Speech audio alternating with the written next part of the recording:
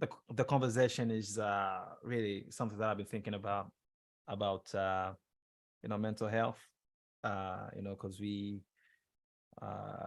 just looking out for each other and making sure that we sort of understand the past, the present, and the future, where we can actually get better and understand how mental health works and how we can actually help each other out and better understand mental health to achieve a better outcome in terms of getting better.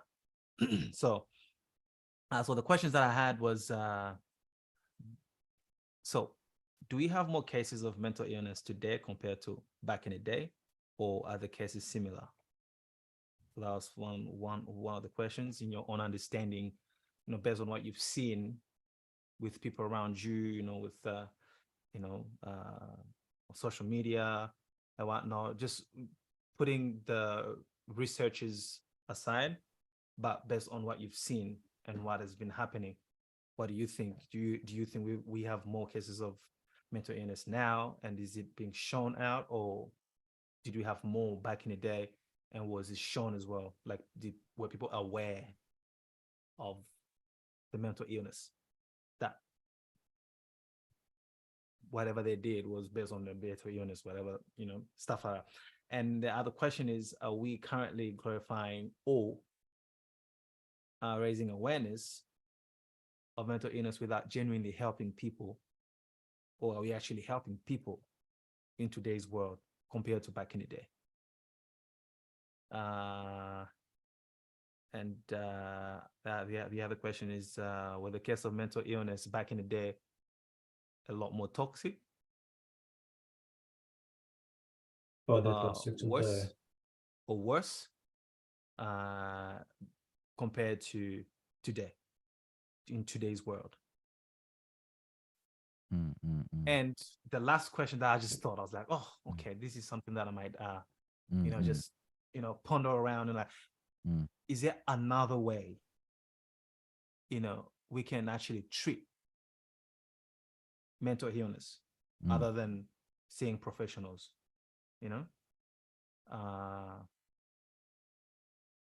Those are my questions. All right, so as usual, let's break down each. It's, as you said, is one topic, but just different questions. So let's break down each one. The first one is, do we have more cases of mental illness today compared to back in the day?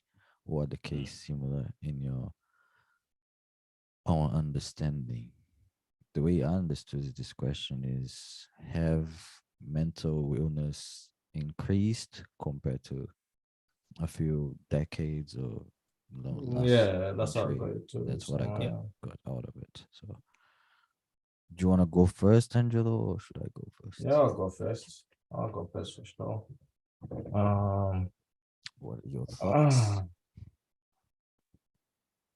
Do we have more cases of mental illness today compared to back in the day? I think we have less today compared to back in the days. I think because today there's more people standing up to the crazies. There's more people being the voice of reason today. Because if this was back in the days, with the atmosphere and the temperature of our modern day society, how like people are regarding like most of the policies for, like, let's say, work policy, the healthcare system policies, the housing policy, the incarceration laws and stuff like that. If people were doing this back in the days, there would have been more crazier things to be done. If that makes any sense. Like people like Joseph Stalin were allowed to thrive because people were as crazy as them around him. But today there'll be like one Joseph Stalin compared to maybe like 50 other normal people, and they'll tell me like, yo, no, we're not sending nukes to the US. Like, come on, man. think, use your brain. Yeah. Whereas back in the days, they're like, yeah, let's nuke them.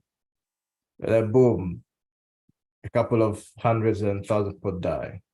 Doesn't make any sense. Like, and you can just see like from generation after generation as well, we just keep on getting less crazier and less crazier and less crazier.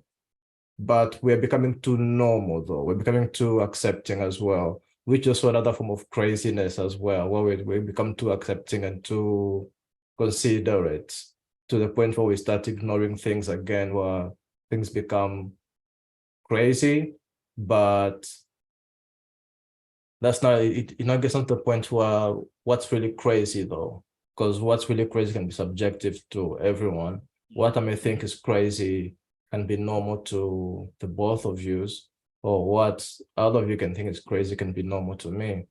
So again, it's subjective, but there's however objective crazy things that you can say, okay, this is crazy, like killing people in a crazy number like Genghis Khan. That's crazy. And we've had less of them and less and less and less and less. Like for people that steal a lot of people's money, that's crazy. And also with those people, there's also less and less and less of them now. Like the Benny Madoff and stuff, or the guy from Wolf of Wall Street, whatever his name is. There's less of those guys too now. Or like people that use goodness to hurt people, like they come with religious prospects, but behind it they want to maybe hurt the kids or take your money or something like that, or mislead you in order to benefit some other group of people. Even that as well has kind of minimized a little bit. So in my opinion, so you think that's mental, like that was driven by mental illness? It's mental illness, yes. I don't think a sane person can just get up and go convince the South Americans about a religion that inadvertently causes them to lose their identity, if that makes any sense. It's happened to Africa as well. It's happened to a lot of Middle Eastern countries, but those guys are fighting it a lot. And a lot of Africans are fighting it too now. But I think that's just a mental illness that just gets passed on and passed on and passed on and passed on. And it takes a certain also group of also people with an antidote for that, a culture to kind of let that bounce off. So yeah, so I think we're definitely less crazy. I think there's more sane people now. There's more people that can stop the crazies. There's more people now that are more compassionate and more understanding in regards to mental illness. And we've done more studies in the area of mental illness, so we understand human behavior more, even though people still try to pretend like we don't, and they try to paint people with brushes and stuff, that these people are crazy or these people are just normal or whatever. Like we are all the same, and anyone can succumb to mental illness at any point. And it's a reality for a lot of people too. But there's definitely less of it now due to the management of it and the understanding of it. That's my opinion on that one. Oh, Frank, I think you should turn your microphone a little bit louder. You, yeah, you a little bit lower than both of us. Microphone check 1 2. Yeah, that's better. That's Much better. better. Yeah, that's better. All right. All right. I think. Hey, before you go, I have a question for Angelo. Mm. So, looking at obviously after what you say, the last your last point, do you think the crazies, just hypothetically thinking, right? Do you think the crazies might have maybe changed, or because you say that we have less cases of mental illness nowadays compared to back in the day? based on what you've seen. But for me, I'm just asking, like just hypothetically, thinking, how about, having the possibility of having the crazies just changing, but maybe having the same amount of, or having less, or having more, or, having the same amount of mental illness, but just having a different types of mental illness now, like it's completely evolved into something different compared to back in the day. What do you think about that? I think it's gonna be evolved, and I think because a lot of things are coming out as not a mental illness after all. Like, for example, back in the days, they considered what's a good example? Gender dysphoria as a mental illness, and people will literally get probed, like their brains probed with like electricity rods to try to make them to come back to not being a normal human being. They'll get castrated, they'll get pumped with a lot of chemicals inside them and stuff. But today there's more information that points out that gender dysphoria is actually something very normal that a lot of human beings do experience, and it's a very normal human experience to experience after all. So you think gender dysphoria you're not crazy. Is not a mental illness? According to studies, it's not a mental illness. But according to you, what do you think? It's not something that's only practiced by humans. It's been seen practiced by dolphins, by animals, other apes, by a lot of animals. Okay, well, define the gender dysphoria. It's a code. So what would be the best definition of gender dysphoria? Let's put it up. Let's find out. Because if you're talking gender dysphoria as like, because animals have the ability to change gender, then it's completely different. It's completely different than what gender dysphoria is, right? Actually, some animals can. That's what I mean. Because I've heard many people use that as a, guinea but that's not the case. Guinea pigs can change their sex when there's a low number of. But that's like of males and high number of females. There'll be more females. But that's a prevential measure. It's like a measure to prevent them from going extinct. So that would make sense. This describes gender dysphoria as a sense of unease that a person may have because of a mismatch between their biological sex and their gender identity. This sense of unease or dissatisfaction may be so intense it can lead to depression and anxiety and have a harmful impact on daily life. Yes. So other animals telling me that animals have extremely unease, that they don't like their body parts that they want to change. Well, they don't have the abilities, they don't have surgeons like us that want to buy yachts. Then, after that they say they want to buy yachts, you'll be like, yeah, I can do it. The 50 grand. Can't compare animals to humans in that regard then. But animals do engage into some same-sex practices, if that's a better word to use. But yes, those considered crazy back in the days because they're like something insane to do. It's because of madness if you did that. But today it's something normal in a lot of places, even in churches now. Apparently, it's something very normal that's accepted, and if you frown upon it, you're almost like a villain in the area. What's another one?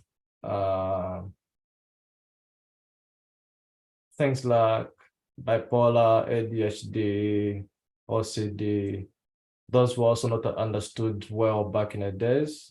Like people thought people had demons if they had those disorders as well. But we understand them much better, and there's less stigmatization on them as well.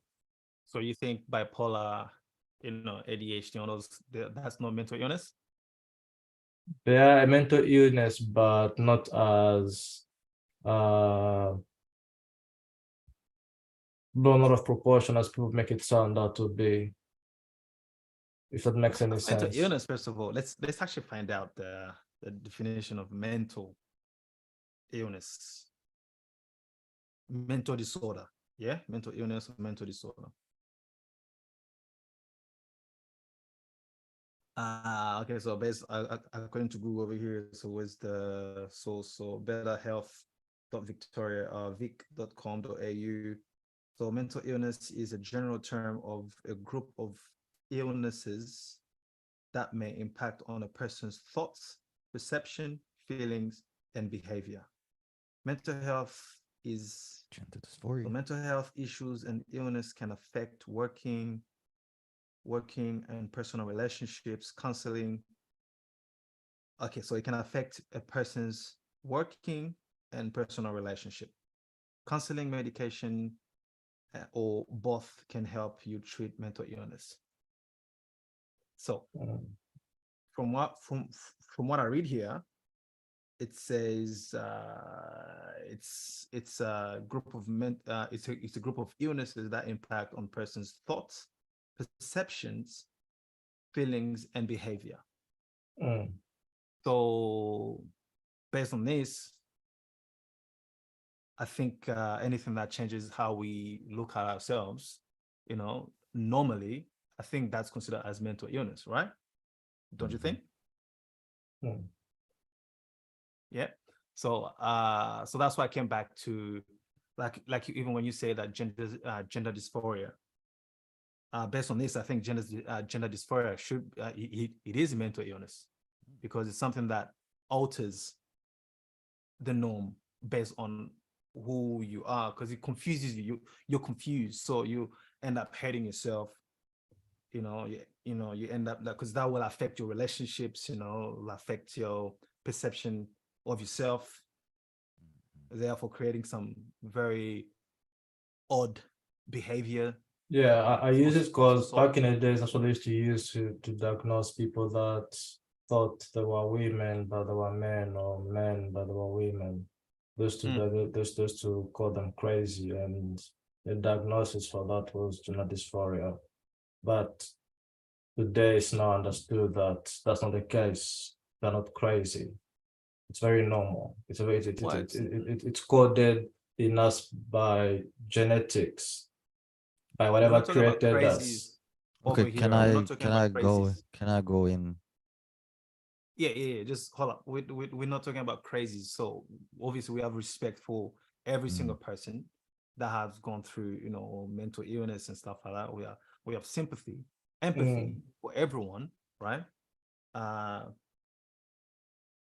But obviously there is a fine line where obviously we don't call them crazies, but at the same time, because back in the day they would call them crazies. They even called people that had headache crazies.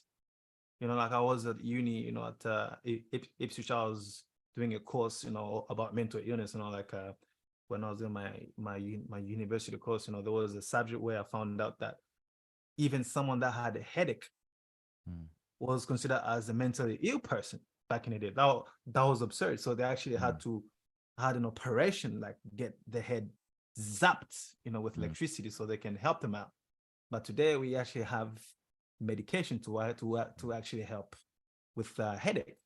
It's nothing, like just a little bit Panadol or water, rest, you have, just a little bit of that and then you're good, But it is a little bit of illness, headache. It is illness, but it's not mental illness.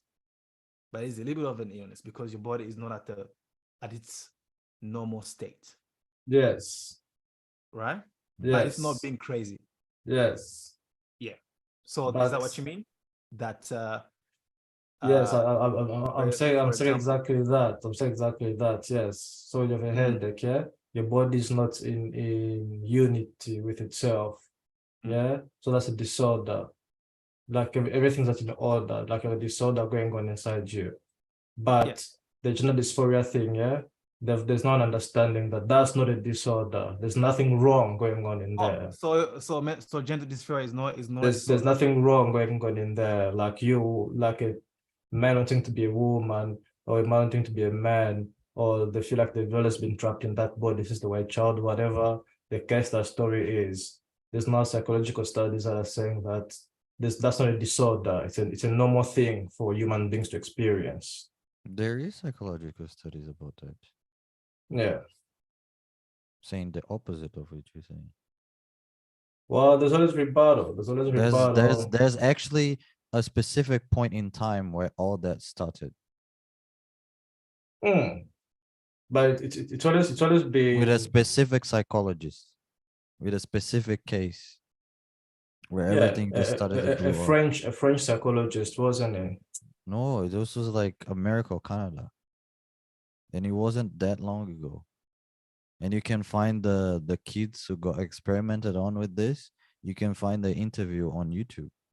And I have the name of the dude. There's actually two of them. Yeah. You can find the interview on YouTube of No, the but kid.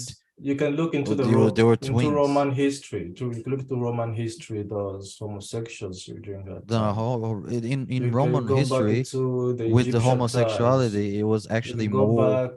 It was actually more about power, because a man raping a woman wasn't considered power back in time. But when a man can submit a man through sexual act back in that time, that meant even more power to that person, because you actually making a man submissive through a sexual act. That's like, that wasn't the norm back then.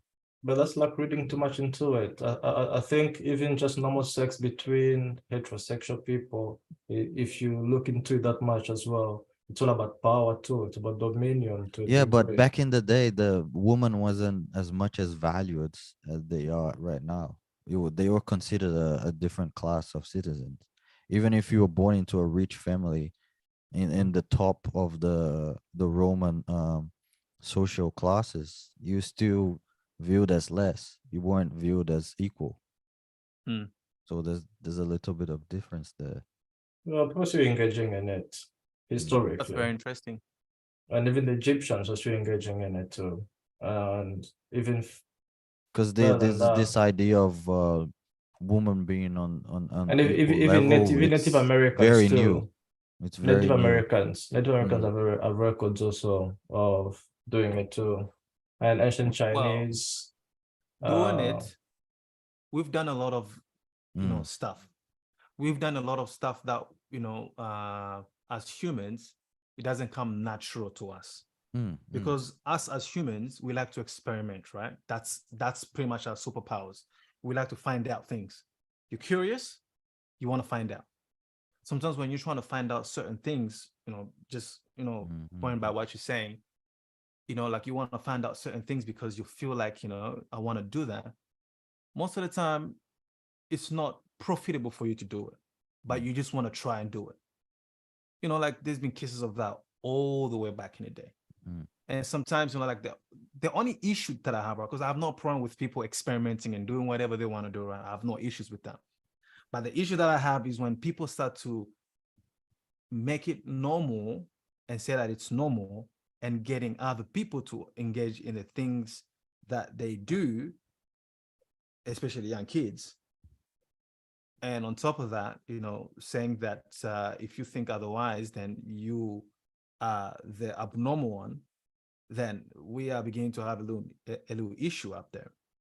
Because I think anything, how we were created, it's deep inside us, like it's obviously there's biological imbalancement and that we need to understand that. But there's also the majority of people are straight and normal. What's normal? For people, normal can be subjective, right? But even if people did it back in the day, like even if there's cases of different cultures doing it and stuff like that, but certain cultures actually combated those particular behavior that doesn't come natural to them. And back in the day, like, because a lot of things that we do today, if you looked at history, and you would think that those people were like discriminatory, racist and stuff like that. But all those things helped them out, keep them going, with their culture, with whatever they had going on until today. It helped them preserve and and hold on to what I think what makes them, because we have the cultures nowadays. Because a good example is America, right? America is very accepting, and hey, respect to America, right? But right now, if you look at America again, it's the most messed up place you can ever look at. How people do things, grow, raise, like in terms of raising children, uh in terms of accepting each other, like there's a lot of division in America. But why do we have more division when we've actually conquered the division that we used to have back in the day? Why do we have even more division today? Because of what people feel like they want to impose on other people,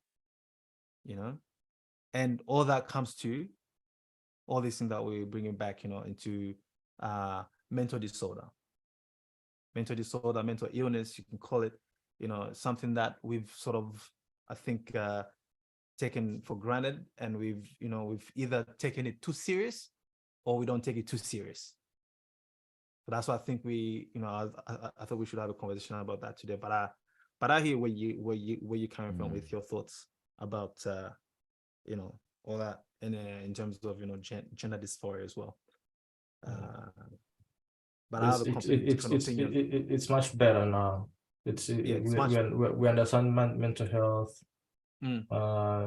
much more than we did back in the days. Just bear in mind, we shouldn't understand as much as we think we do too.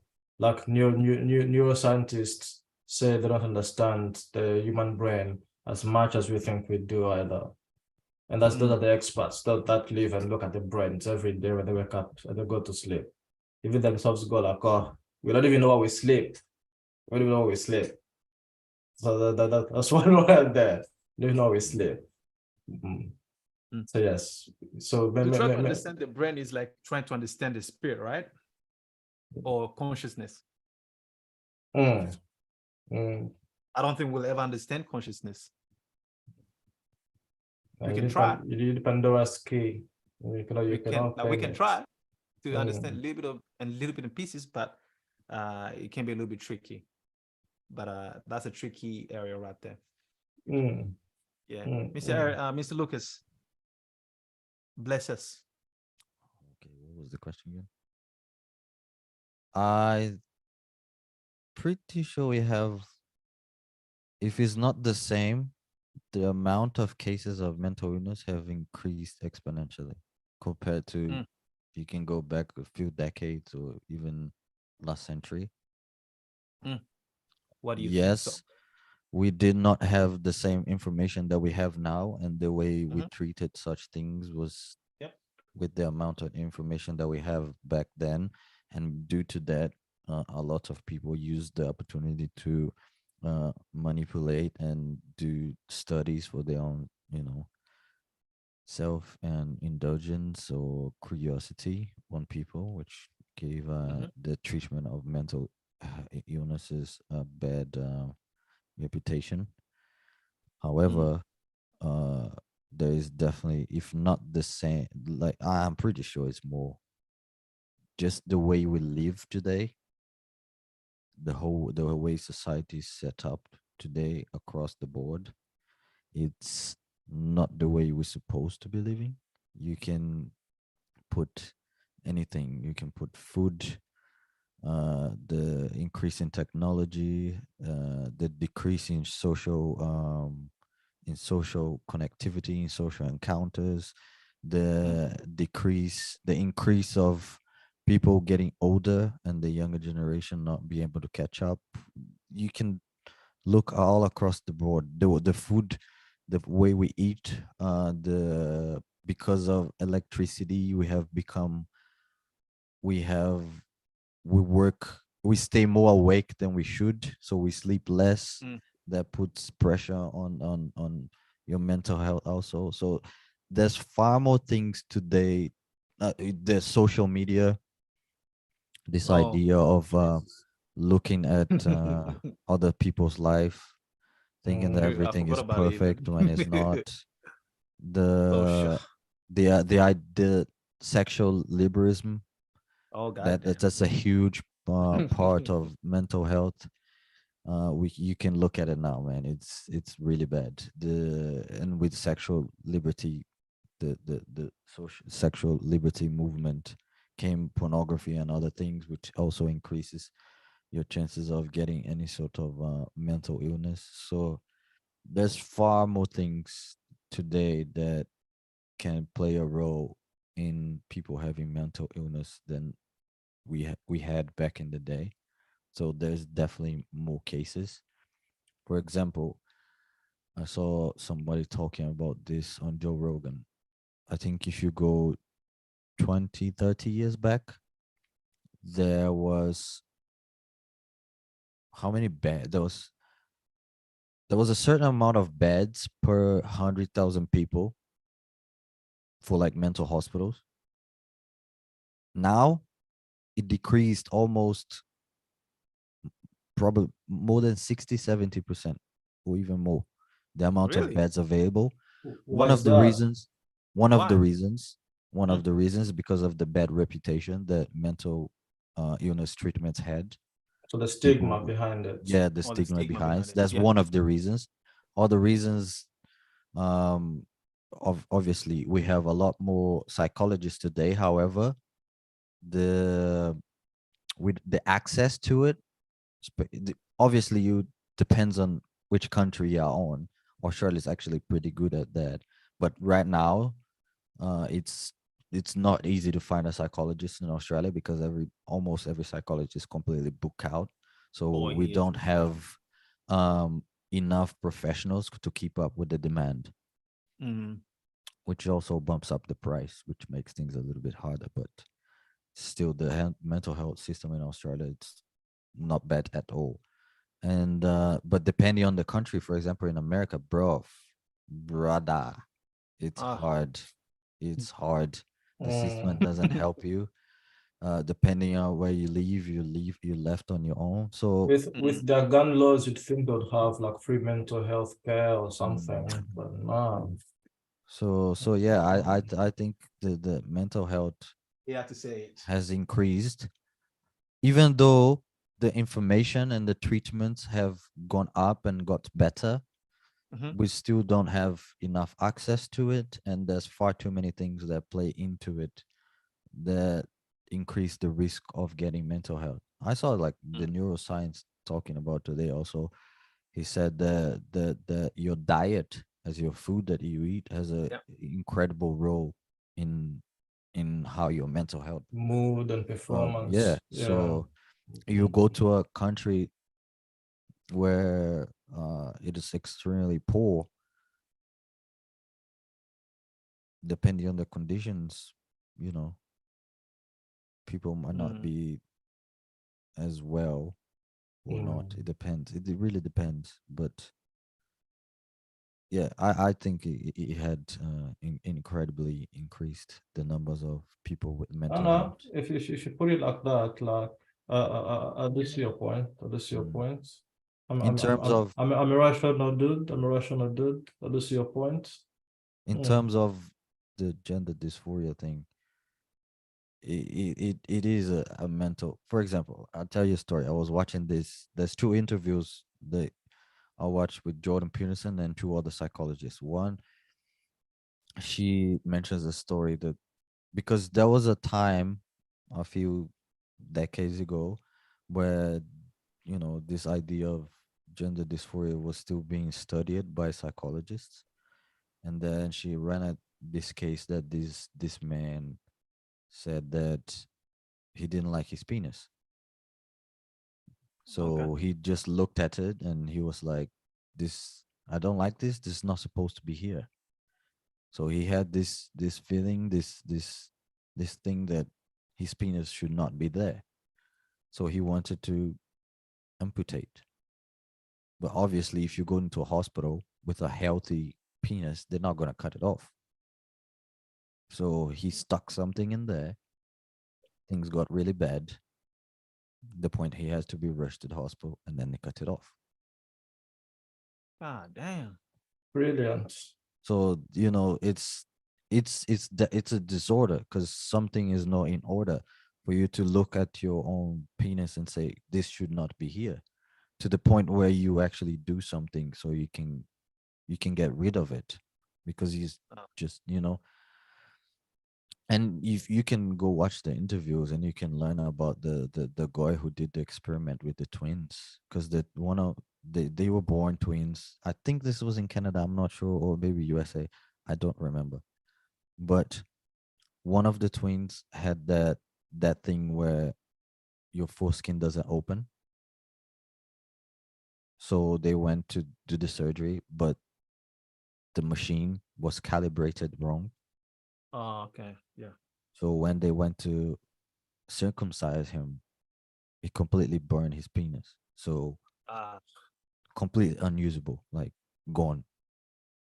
So the parents are frustrated, and then this guy has an ad on television saying that, a boy can live as a girl and a girl can live as a boy, and then the parents find hope, and then they go and fly the twins to him, and then they start doing the sessions, and the twin who lost his penis began to transition and live as a girl and stuff, and then he wrote pieces and all the scientific stuff and told everyone that it was a successful story, but later on we all found out that it wasn't. He was abusing them sexually, I he think was I've heard making of this one. them do things to each other, and then And the the twin kid, who the who, kid took his life, yeah, yeah. the Mm. the brother who was still boy ended up, I don't know if he died or if he committed suicide before the brother who was Mm. becoming a girl. And the boy who was living off the girl, he became a man later on, got married, adopted kids, but then he he uh, committed suicide. he committed suicide. Yeah. So it's a I remember. completely, I've seen the story. everything is started there, because it was portrayed as a successful story, but it wasn't. It just completely um destroyed the whole family. Hmm. So it is Yeah, a mental but disorder. the thing is though, the studies that they show are showing, yeah, the same level of mental illness is just the same in the normal population as it is in the LGBTQ community population, if you can put it that way. So as much as a heterosexual man who want to self-mutilate or hang themselves or do something to hurt themselves, they also have the same chances of doing that. The only reason they have the high of doing that is because of the negativity that they receive from I don't society. know. The reason why I'm not. They receive a little bit more of negativity per capita compared to normal people or normal people. The reason why I'm not. Heterosexual people. It The reason makes I'm not. sense. I'm not like really sure about the studies, because there's a guy who did a study on this, and then for years, and then he found out that these kids, if you leave them alone, if you don't put them on hormones, if you don't help them transition or anything, they will grow out of it. Now, 90% of them will I've heard of that become one too. homosexual. They will either become gay or lesbian, but they will grow out of the idea of being, a woman in a man's Mm, body or a mm. man in a Yeah, I'm woman's familiar with body. that one too. So Mm. and also yeah, but it's it's a mental illness. It's it needs to be treated. We'll look into it. We have two things to Mm, Google. Uh, the mental health uh, crisis increased that's a or has good it question. decreased? Because I think the World Health Organization should have statistics on that on the whole human populace. Could have, yes, definitely Yeah. could have, yes. Hmm. But this will go with your answer. Nah, but nowadays, sometimes I heard something. Yeah, we you heard hear it. something. You come Good past to know. there, bro. What? That was my Uh, throat, bro. That was my throat. Uh, Uh, your throat, huh? hey, uh, sometimes, bro. mm. Sometimes you It's can't okay. believe You gotta all the let things out there. it out. You gotta let Uh, it out. no, send it. Good. Mm. Hey, you can't believe, like, especially with information out there nowadays. Oof, information is being manipulated. But anyway, That's true. So to have a mental illness, right? So what defines mental illness to me? Mental illness to me is a health condition. Obviously, Googling this stuff as well. And this information comes from this psychiatric.org, you know, some facilities that have actually done some researches on this. So it's a health condition involving changes in emotions, thinking, or behavior. So anything that changes your emotions, thinking, and behavior is constituted as a mental illness. And there's nothing wrong with that. There's nothing wrong being mentally ill. I feel like every single humans in this world, we are sort of a little bit mentally ill, for like to some degree. We all have it to some degree, right? Something that changes your sleeping patterns, gets you to be a little bit moody, stuff like that. It's some mental illness to a level, to a degree, and you need to treat it. And the way you can treat it is by doing something that can help it decrease the bad feeling that you're feeling, like the feeling that you're feeling, or getting back to sleeping better, or improving your mood and stuff like that. Back in the day, I think compared to like today, mental illness compared to back in the day, I feel like today we've even though we have a lot more uh awareness of mental illness, we have a lot more studies of mental illness, and we're a lot more accepting, and there's a lot more ways on how to treat. We understand how to treat those mental illness better, that all those mental illness that we've actually discovered. But I think there's a lot more mental illness today compared to how we used to have back in the day.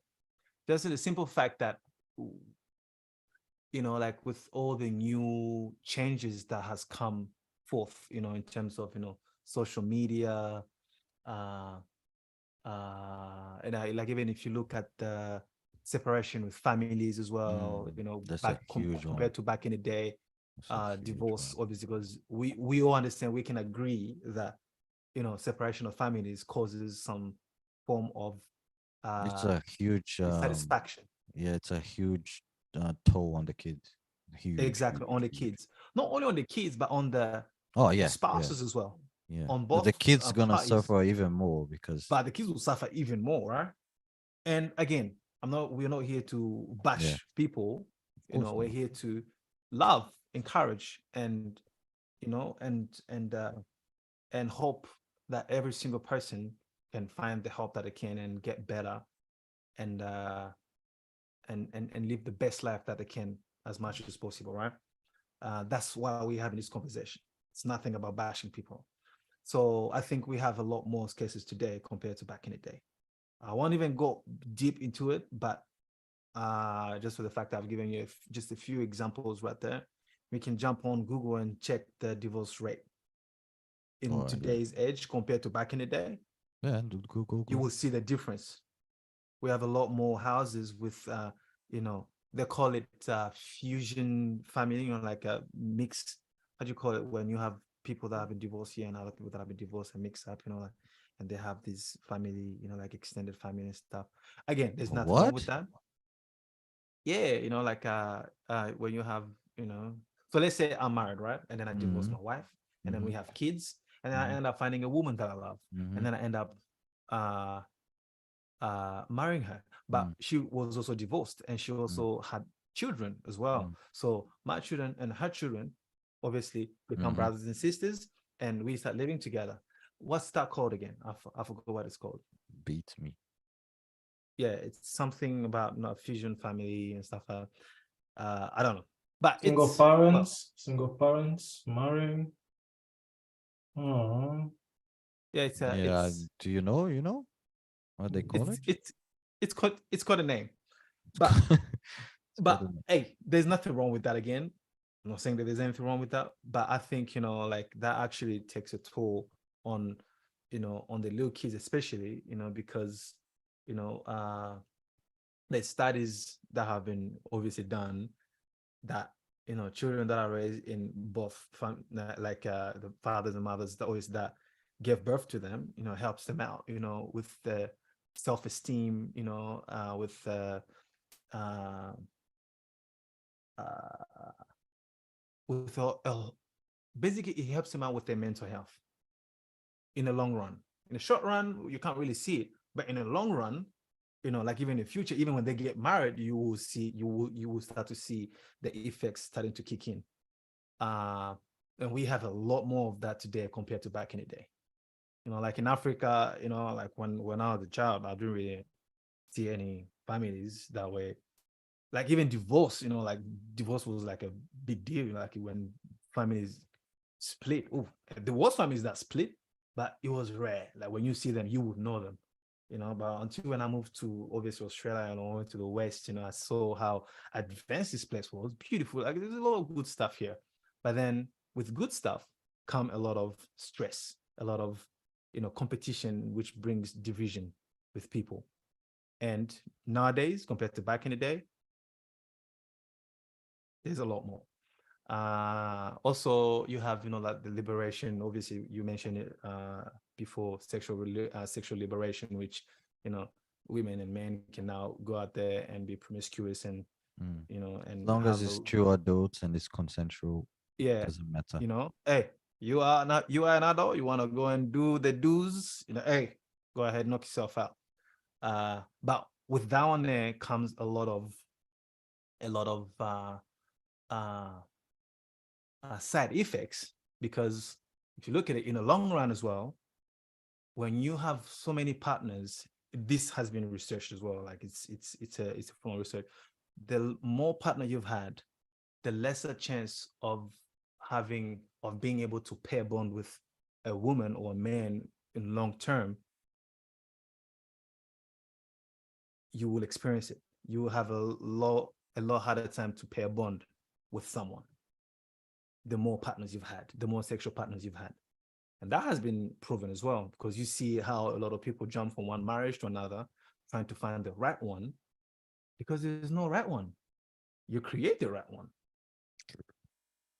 Like there's never be the right person right there, because there's always going to be that person that annoys the heebie-jeebies out of you. Obviously, there's some person that annoys you a lot more, and there's some that annoys you a little bit less. So you pick those ones that annoy you a little bit less, and you learn to love them. Loving them is not a feeling. Loving them is choosing to love them. You accept them. You help each other understand each other, so you can grow together in that partnership. But there's less of that today, and there was more of that back in the day, because today you have people that choose to leave the relationship because they're not happy with it, therefore affecting the kids that were in that relationship if they've had kids. And so the cycle keeps going, and we have a lot more of that today as well. So I can go a lot more with more examples, but that's what I've seen. I've seen that. I've done some researches. Obviously, I've done a little bit of uni courses on this, but I don't want to tap on those, courses, because I just want to speak from my own experience, from what I've seen. And maybe we can later on, if we have time for another podcast, and another, we can now starting to check and see the researches properly and have the numbers and stuff. But here we're just speaking from our heart in terms of just trying to speak and get it to be known, and maybe help someone else that's watching this, in some ways or some form. But yeah, and obviously, in today's age, with like even with like with the pandemic has gotten people to actually develop some form of mental illness, because we've had a lot of people with a lot of depression, because depression is a form of mental illness, a lot of anxiety, which has turned into, stress turned into anxiety, which has become a disorder because you've been having a lot more anxieties, a lot more, repeatedly, and that becomes a disorder if you keep having anxiety all the time, right? It gives birth to a disorder. And you have that as well. For me, I actually sort of developed a little bit of anxiety and uncertainty, but obviously I had to get myself quickly because I understood what it was. Thankfully, that's why we need to understand what these feelings are so we can actually help each other out as quick as you can. So to understand those, and I've found a way on how to actually help myself out to get out of that mindset, to get out of that particular area. Thankfully, a lot of people don't, but thankfully I managed to do it. How I did it, that's for another story, another time, but I managed to get out of it. And then there's all those other things like psychotic disorders, that comes, with chemical imbalancing, in bodies, and mental, like with the brain and stuff like that, which that's another story as well. So there's a few different types of mental illness, mental disorder. And nowadays we have a whole lot more of it because we have a lot more things that we have today that actually brings forth those, that a lot more things that facilitates those disorders to come forth, like social media, separation with families,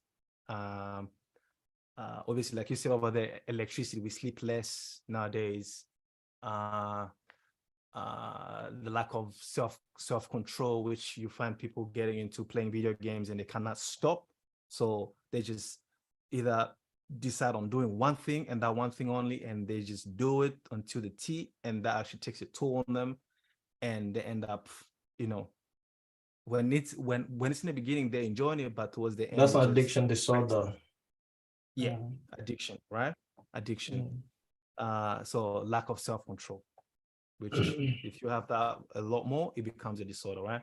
Mental illness. So it is something that we should, just have a conversation about, and maybe get people know that some of the things that they're experiencing, it is a disorder, and it is okay to seek help. And help is out there to like there's help everywhere, and it's okay to actually You think eating find help. disorder is also a type of mental illness?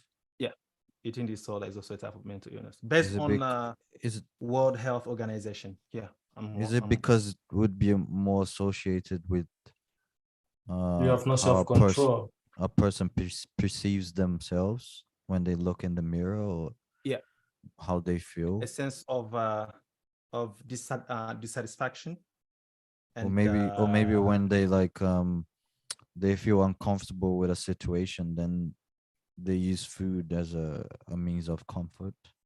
comfort. Yeah, like at that point it's that, but usually what leads to those disorders are like a myriad of reasons. Because one that caught me off guard that I never thought would lead to an eating disorder was abuse. Like I knew this lady that was every time she did something wrong as a child, the parents would deprive her of food. And Yeah, that makes sense. every time she would do something wrong, they'll take food away from her. And when she Mm. grew up, she'd make sure she ate Yeah, until as she'd much as she can, collapse. just in Yeah, case, just just in in case food case the does parents goes away. came to take the food away. But it was a point Wow. where the parents were not there anymore. She was like an Yeah. adult and stuff. So it became So embedded in her brain. It's like whenever you yeah, eat, Yeah. you yeah, eat until you full because you don't know if you have it yeah, Yeah, afterwards. true. yeah, So Wow, that's interesting, huh? it's like a survival instinct that got Mm. extremely exaggerated. Yeah, yeah, yeah, yeah, Okay. yeah. yeah. So like with that special, I was like, oof, all right. Well, I don't have sympathy and compassion for them too, Mm. because you may never But with know that one as well, what triggers it. Yeah. it can be treated as well, no? Yeah. Yeah. Mm-hmm. Mm. And with a lot of practice a lot of the right people around you, practice a lot more self-control and uh and having the right people that encourage you, love you for who you are no matter what, but want the best for you is really key in that particular area, because that can be Yeah, tough. the person has to. It's gonna take quite a while, but they have to Yeah. come to the realization that um food, that now they in control. They should be in control. Yeah. Yeah, Mm, they should be in control mm, Yeah, of I think what they that'll be a eat. mantra. That'll be a Yeah, mantra that gives them remind yourself in it control. has, you had to switch. You have to go from Mm. I'm not in control of what I can consume or not, mhm, and if I don't consume everything that I can now, I'm not sure if I'm going to have later. To okay, I'm in control what I can consume, and I mm, can consume a certain amount now, and then a certain amount later, and it becomes more healthy. But that's like you have to go to sessions and sessions to get mm, to yeah. that understanding, to switch your brain from going to that scary place to a healthier place, Mm. Mm, I guess. wow. That's a Yeah. hard Oh, one. That's a hard one. That's a hard one, that's bro. interesting. Oh man, Yeah, Mm, like that's so the food one, yeah, the food that's one a is hard one. it's a complex one. It's a But hard one. so it's every addiction really. If you True. yeah, look at yeah, it true. like Mm-hmm. like I like remember someone said once that addiction, it's not, I can't remember what he said is not, but he said it's addiction is like medicine. mm, Addiction is the wrong, is that the wrong type of medicine, yes, because Mm, you get addicted to something to remediate comfort something that's habit. going on. Yeah. Yeah. So mm, it's like you take the medicine to try to fix something that is going on, but since it's the wrong type of medicine, and it's like very short term, you get mm, addicted to that short term because you get yeah. high shots of, adrenaline, dopamine, and all that stuff that gets you in the good Mm, spot. But Mm. mm, then, after the effects wears off, then reality hits back. yeah, So yeah, yeah, yeah, it's, yeah. yeah, addiction, That makes it's sense. a medicine. It's a wrong type of medicine to the problem, in a way. Mm, Mm.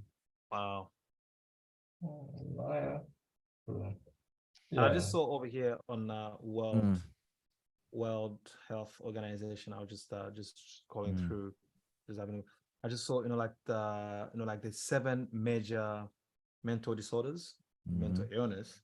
Seven of them, like the major ones, the ones that you will obviously encounter someone at least in your life. You would encounter one person with that.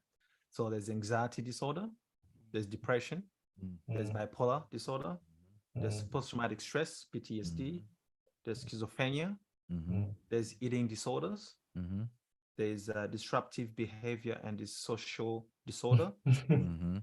and there's neurodevelopmental disorder. What? Neuro Neurodevelopmental. neuro So neurodevelopmental disorders. you are Neurodevelopmental. slowly developed. So So it's like your brain's developed in it. Down syndrome, no, not Down Ah, syndrome, like okay. something Yeah, yeah, yeah. similar. Yeah, yeah, yeah, yeah, yeah, Yeah. yeah, and yeah, yeah. and the thing is, we are all at risk of having these disorders, every single human being on this earth, just because of the simple fact that we are humans. Mm. Mm. So Mm. this But the is it, man. most common ones would be anxiety and depression for sure. Yeah. Yeah.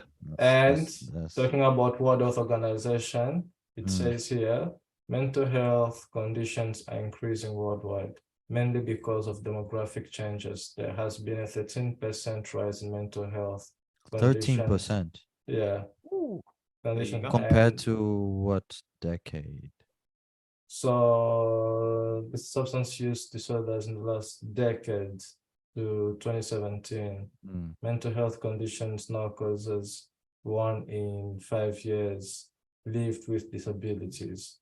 So every human being has Mm. 5 years of their lives jumped away from suffering from some form of mental health Yeah. disorder. Mm. Wow. Because also I heard that due to the decrease in mental illness beds or like facilities, the increase in homelessness and opioids and drugs addiction have increased Mm.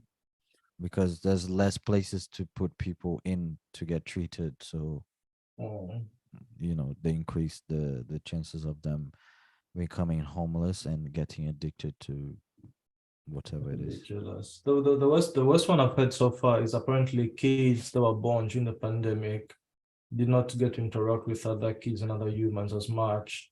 So apparently those kids are suffering from speech impairments. They cannot communicate properly. Really? Yes. True.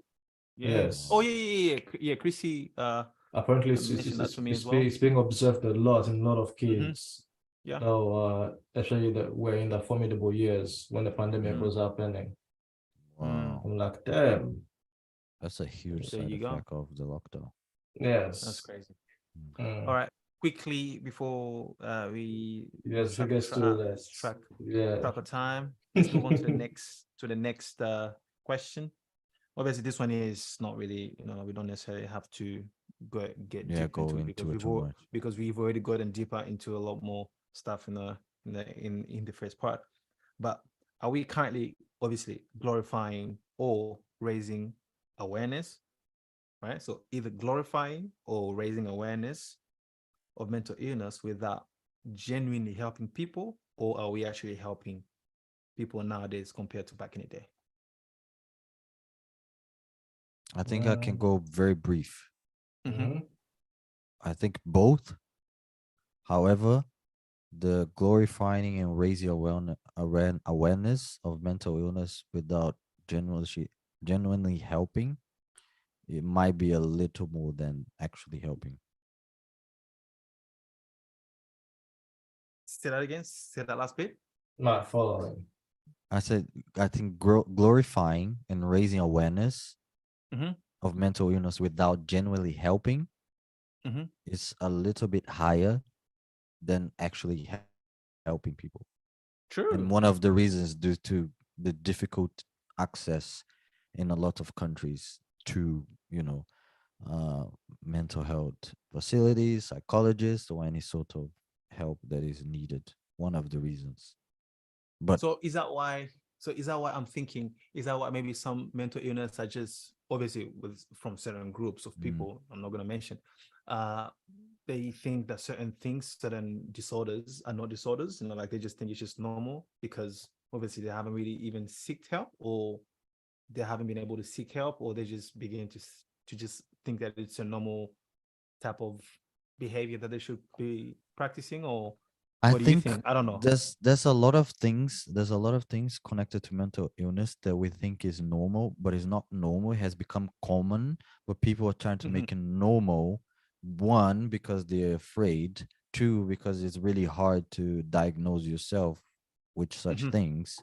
Yeah, So what you want is to be accepted for who the you way are. you think you're supposed to be, Mhm. but you just want to feel accepted. You want to feel enough. You want to be Mhm. loved. So Yeah, what you do, you try to make it normal, yeah, even though it's common but not normal.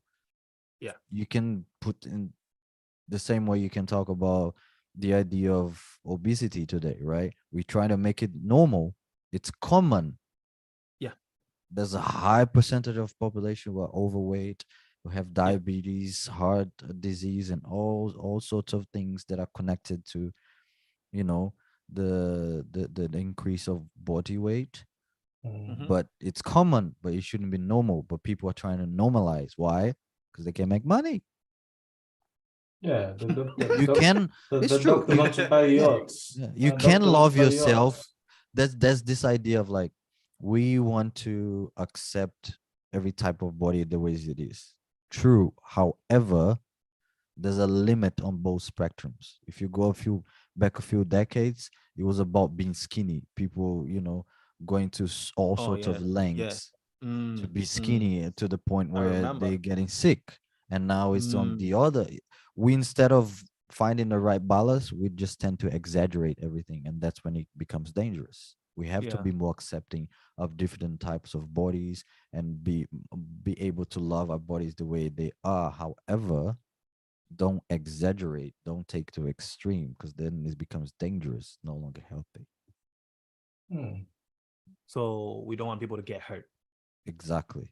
So, but basically, I think the glorifying and awareness of it, it's slightly higher than actually being able to help people now Okay. today compared to back in the day. Yeah, What do you think, Joe? I think in that area I'd have to agree with Lucas too. I think there's definitely more awareness of it. Hmm. There's definitely heaps of glorifying of it. If you look at modern day art, if you look at modern day Yeah. art, like music videos or what artists are talking about, Jesus. it's either expressing melancholy or Mm, expressing some form of disturbia or extreme mental health agony that they're going through, mm, or they're completely escaping it all to God or something. Like Mm, even the gospel songs too are also sometimes really heartbreaking about some stuff they're sing about too. So like there's definitely more showcase for it. So there's of self-aware, there's more the self-awareness for it from everyone. There's glorifying of it. Like I think the Sam Smith performance, him marrying the Saturn stuff with the Saturn oh yeah. trident. I mm, think that's preposterous. And Oh, I think that's been glorified, yeah, in fairly so. So, but however, in the area of helping, there's a lot of veterans that are homeless. There's a mm, lot of mm, mm, mm, mm, mm. uh, orphans that are struggling to be housed into like normal places and stuff like that, or to have access to the proper amount of mental health care they need, Mm, or just the average Joe that goes to work and comes back home, or someone's wife, or a single lady or a single man, or whatever people identify as. It's kind of hard to have access, and the more of a status you don't have in society, the harder it is for you to access mental health.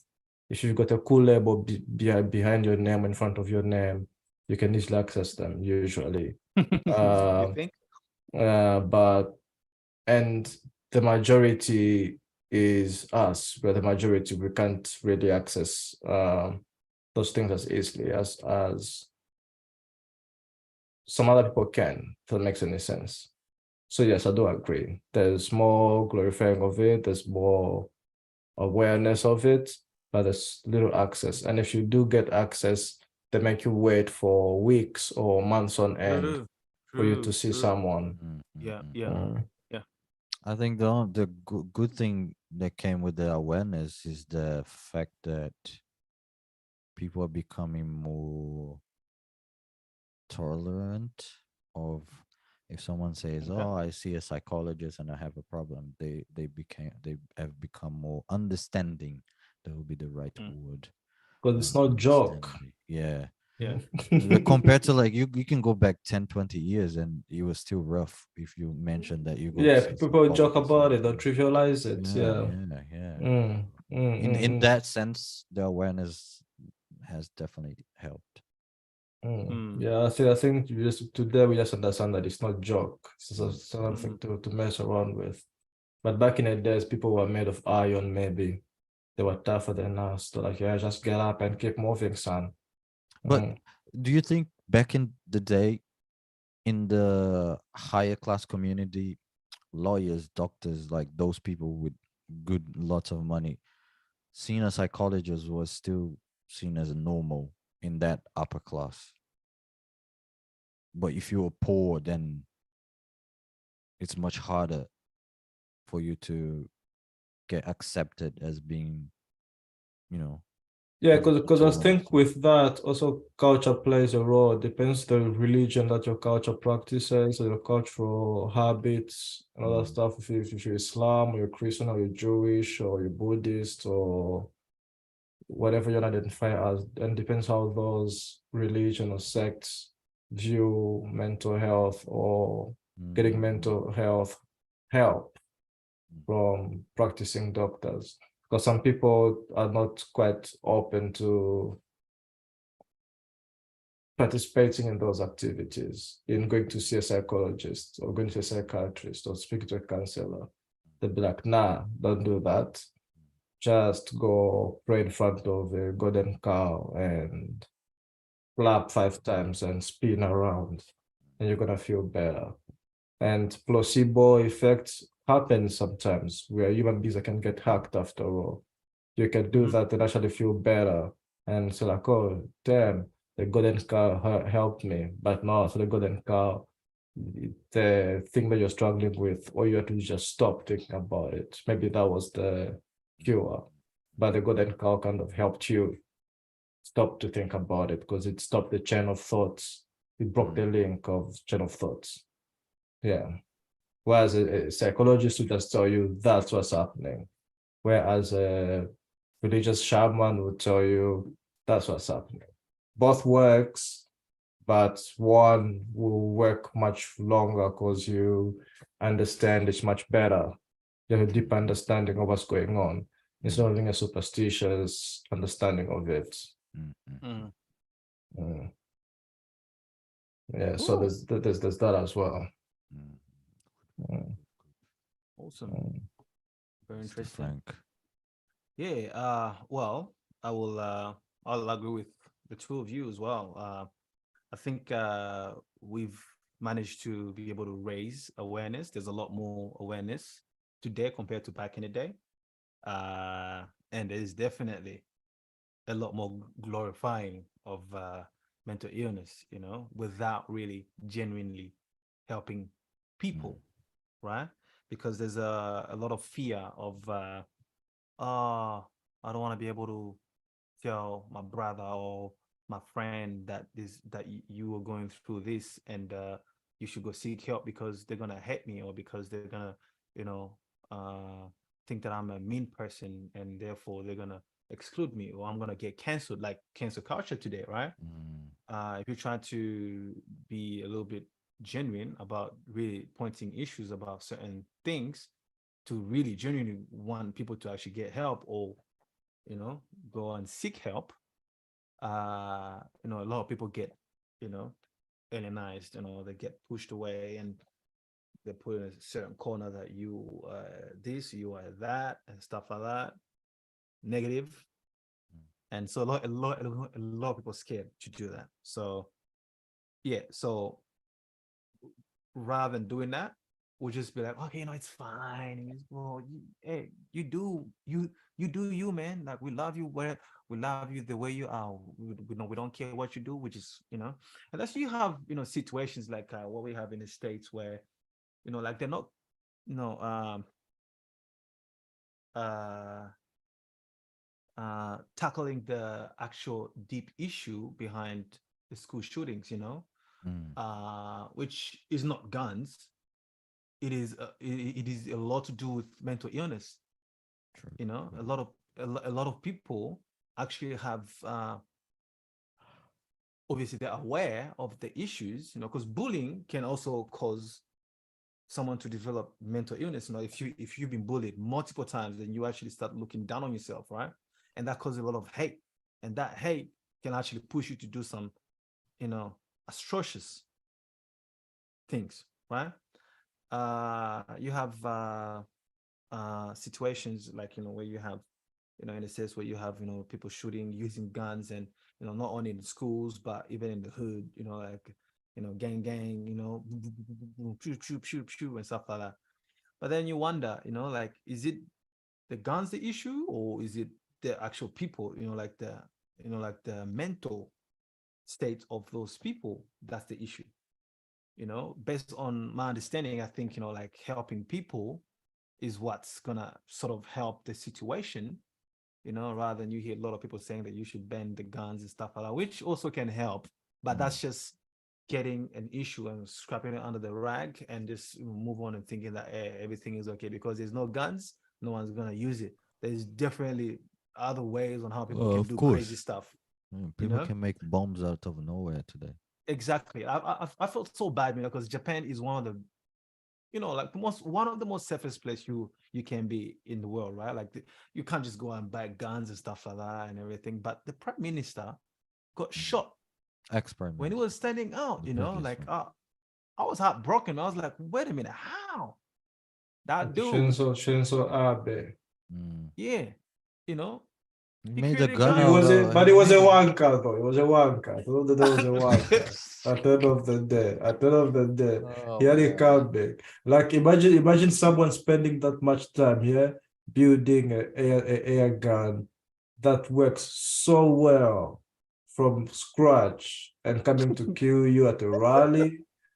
You'd have pissed off a few people. You'd have pissed off a few people. Just look into Exactly. it. With that one too, just look into it. Why was So Shinzo so Abe shot? so the issue You'll here, I'm see saying, why. so the issue I'm saying, right? Like, so let's look at the big picture. Let's not start, calling, prime ministers, But I think No the mercy, issue, this guy. like the issue is not the guns, right? The issue is the emotions that people feel. Yeah, The there's the emotional. it's the state, it's the state of being that that people are in, like, and that was caused by something, right? Something that disturbed their mental state, how it's supposed to be compared to where it should be. And that ultimately it's mental illness. And that's what we should be treating. And that's what we should be, helping people, to try and help.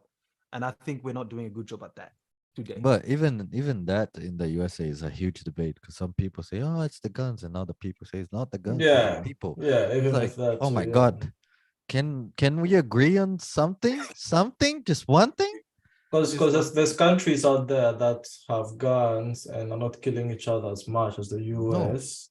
And no. there's also countries out there that had guns that were killing each other a lot. And when they banned the use of guns, those countries became normal. They stopped killing each other as much. Those countries, one of them is Australia.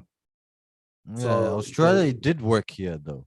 yeah, We don't there's have mass But shootings and stuff, but but Australia, it did work not only with the banning, but with a lot more providing, like they provided a lot more help mm, for the people. mm, Because you know how you mm. have, like no, but you you have can own a welfare. gun in Australia, but you need to go You through can own. Yeah, a yeah, serious process to get your license. Mm. exactly. You It's can get a not gun. just you just You don't can get go a to gun. Kmart and buy a gun. No, Mm. you can't. And Exactly. it's really hard to get a gun. That's why they should do it. For you to get a gun, you need to actually show that you actually fit to get a gun Mm, and you can get a gun. And obviously, you need to join a club. And there's a reason why you get the mm, gun, right? mm, But you can still get a gun here. Mm. Oh. But because of the other help that Australia is actually providing to people with mental illness, that's what's mm. actually helping people to sort of settle down and not literally going out there and trying to True. get guns to try True. and hurt each other, right? True. True. I think providing providing support for people, especially people that cannot even afford to get bread, that cannot afford to get food, you know, because that's where it all starts. Helping people to get the basics, a house, food, and stuff like that to begin with. If you can solve that issue, sort of we're getting a little bit close. Like we're getting somewhere, Mhm. and that will sort of minimize the level of stress from people, which ultimately minimize the level of the amount of disorder, mental illness, and stuff like that. Mhm. But when you go in a place where there's less support as a person, Mm. and then the easiest thing you can get is a gun, oh, that's when it creates a lot of uh, atrocious behavior, like what you see, in the States, with schools getting shot at and gangs going out there at each other and bang, bang, bang and stuff like that. So yeah, I think like for example, right? Like I'll tell you how hard it is to get help. For me at least, like even in Australia, even though Australia is one of the best countries out there to actually get help, you know. But for me also it was a little bit, a little bit of a stretch, because as you said over there, you can actually get help, but sometimes you have to wait, right? I was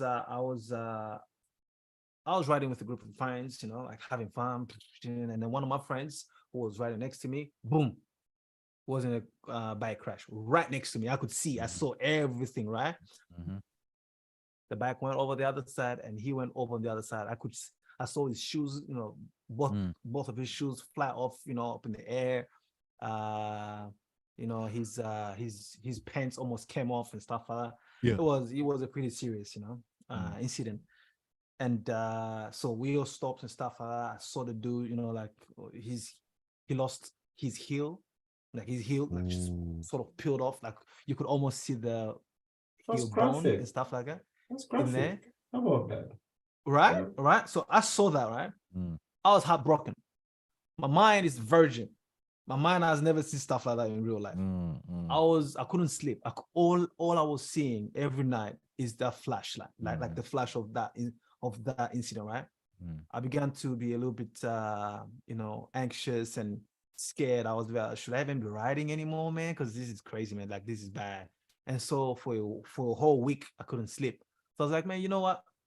This will affect me, and it's already affecting me a little bit here. Let me go and find help, because I already knew that I can find help, because I knew that if I just sit on this, like a lot of people, I'll just sit on it, man. You'll be fine. Like the Aussies say, you'll be all right, mate. Just keep going, mate. You'll be fine. No. You won't be fine, bro. So I actually went. Few years later, bam. Exactly. So I actually went to seek help, right? Thankfully, obviously, I've done a little bit of study in this, and I knew that there's certain things that you can do to actually seek help, and what type of help you actually need for those particular situations or certain things. So I went to to see a doctor, a GP, so they can refer me to see someone. I went to see a GP, and then they referred me. And you know how long it took me to actually even find someone to actually help me, the nurse to actually fill up the form, because it has to. So I had to be referred to a nurse, a special nurse. That nurse will have to fill up the form with me and then refer me to someone else. And then that's the person I'm going to see, and I'm going to have a chat. And then that person will decide if I need to go see someone else, or if I need to go see someone else over this way. Bruh, over 3 months. And I was like, you know what? By that time, I was already fine. My mind, my body already sort of adapted. And by adapting, I mean, I found certain things to actually help me in the process, to actually cope with. And by that time, I didn't. By that time, I didn't have the dreams anymore. By that time, I practice a lot more meditation, obviously, and that sort of helped out a lot. Because sitting down, clearing my mind and doing all those things on a daily basis helped me out a lot, and finding a lot more positive activities to do, to actually help me understand the reason why that happened, because it wasn't my fault. And it's not gonna happen to me. And even if it happens, things happen, accidents happen, mistakes happen, and you don't have to beat yourself up for it, because things will happen, and it's fine, things to happen. But you just have to be strong and get strong, and sort of find ways on how you can move on from that particular state of beating yourself for it. And I got better. By the time I went to see a doctor, and the doctor was like, bro, I don't think you have any issue. I'm like, get out of here, man. I'm going home, man. So I just went back home, and here I am. But it took me so long, over like about 6 months. So I went to see the doctor, and I saw the other doctor, and I had no issue, because I was good now. I was doing much better. They asked me if I had any dreams, because the time when I was supposed to see them is when I was going through the time, like the things, but it was after got better, and I'm pretty sure, if he ended up coming back in the future, because things like this, like, because it's like this has been written now in my DNA, and it's like post-traumatic stress, but I don't have the stress anymore though. If he ends up coming back, I already know that, it's gonna come back, and I have a plan put in place for it when it comes back to actually, counter the thing in terms of relapse. It's called relapse, because we all have relapses in our lives, and we try and get better at things. We fail, and then we go back into the state, and then we sort of get back up again, because that's the thing. It's about getting back up. It's not about staying down and just staying there and beating yourself up and saying, "Oh no, this happened to me," or this what happened, and I'm not gonna get better. But no, you can get better. You need to get back up and keep going and keep pushing, because bad things happen to good people. Bad things happen to everyone, and we can't stop it. So, and I go back up, and here I am. So that's a little story. To finish up, does anyone have anything to say, before we move on to the next thing? Negative. Negative. All right, cool. So, were the case of mental illness worse back in the day? I think we touched into that, didn't we? We touched into that earlier. Yeah, so because I'm looking at the question, I'm like, oh yeah, what the cases of mental illness worse back in the day, or they are more toxic. So where the worse in cases today's world? Yeah, toxic. Yeah, we touched on what do you mean when you say mental illness toxic? So toxic, in a way that what they're more impacting like on everyday life, and impacting on only for yourself and to other and people as impacting well. other people. Yeah. So toxic, impacting yourself and impacting other people at the same time. Go ahead. Sharing a blessing, in a sense. I think that's kind of like I think, Angelo, you touched it, like about how back in the day, you like when you had those generals that that were clearly mentally ill, and kill a lot of people. they were surrounded with people that sort of supported them and stuff like that, and they made some really bad decisions to actually go at other countries to create atrocious situations like World War I and World War II and stuff like that, which affected a lot of people. Now that was toxic.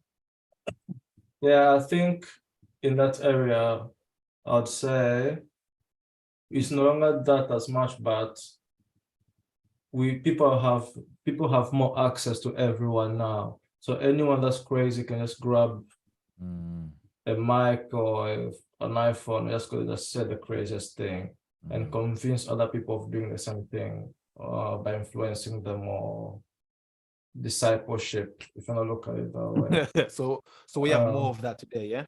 Yeah, we have more of that today. So it's like it's offset its power from like the physical realm to almost just plainly psychological kind of attacks now, or contagions, if you put it that way. Yeah. So I don't think it's the same. It's the same, but being physically hurt definitely has decreased. To be being randomly hurt by a guy in his can, like you're chilling in your house watching Telemundo, neck net, boom, someone is walking in with a massive dagger about to cut your head off. That can definitely be minimized. That's not happening as much anymore, unless you're living in like properly disenfranchised places, such as some places in South America, some places in Africa, some places in Asia, or in America. Yes, people are still have a lot of mental issues that they need to sort out over there.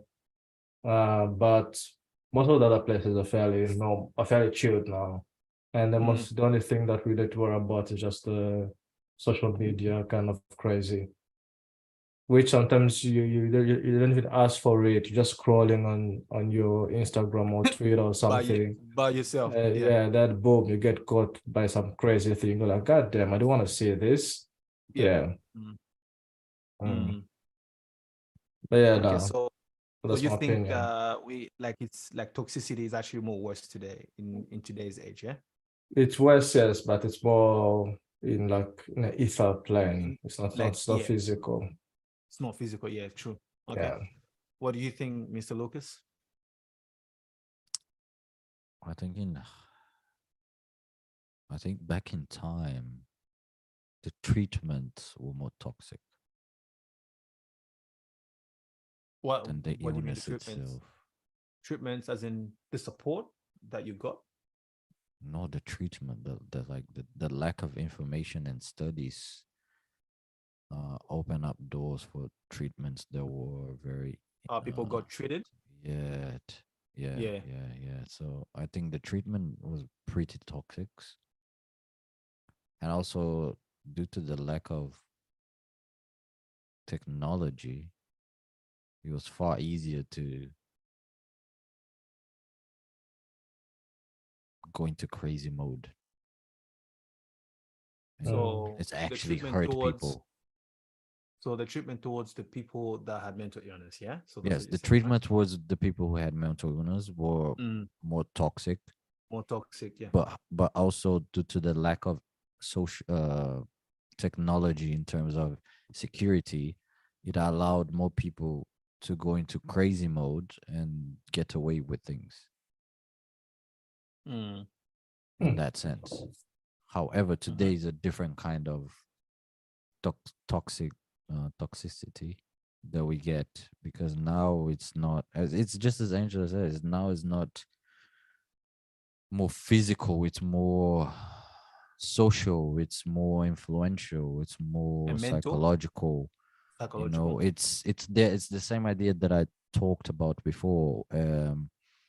It's making something become normal, something that is common become normal, so you can fit in, so you can feel accepted, so you don't have to change.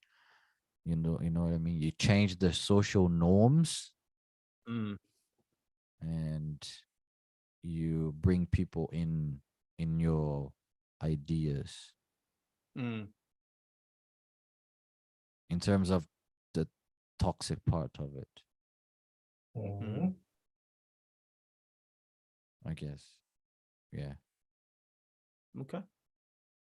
Fair enough. Fair enough. Yep, yep. Uh, Okay. So yeah, for me, I think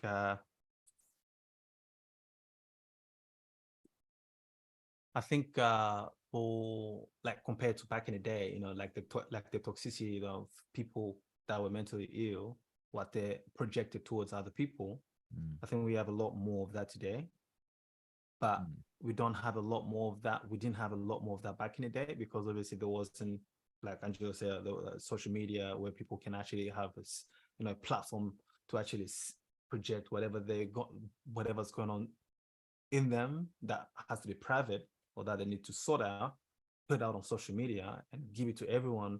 And the innocent person that's just scrolling and it ends up coming across you, be like, oh damn, I've seen this. I wasn't expecting to see this. And then you get caught up on to something that you wanted to get caught up on, and then you get influenced if you're not careful or stuff like that. And that's why you have a lot of kids that are on social media nowadays that are coming across those type of information, and they actually get influenced by those people that are actually literally going through stuff that they need to seek help.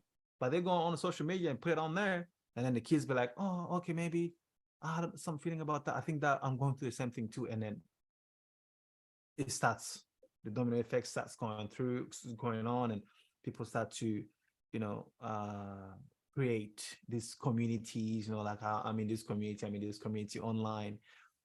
These people accept me, these people accept me for who I am. So therefore, I think that's normal. These people accept me. But back in the day, we didn't have that, like there wasn't I any think social media. I think that's part of that instinct, because with all this postmodernism world, one thing that we lost is the idea of tribalism. Like, Mhm. we humans were tribal people, right? We had our Mhm. tribals and our communities, and we Yeah. took care of each other's kids, and we took care of each other. Mhm. We Mm. lost that. So Mhm. whenever you're going through something, and then you find a community or a group of people that Yeah. has the That. same view that you have, that tribal instinct kicks in, and then you feel Mhm. accepted, you feel loved, you feel seen, you feel heard, and then you navigate towards Yeah. uh, that idea, that point of view, or whatever it is. Mm. Mhm. Yeah. Definitely.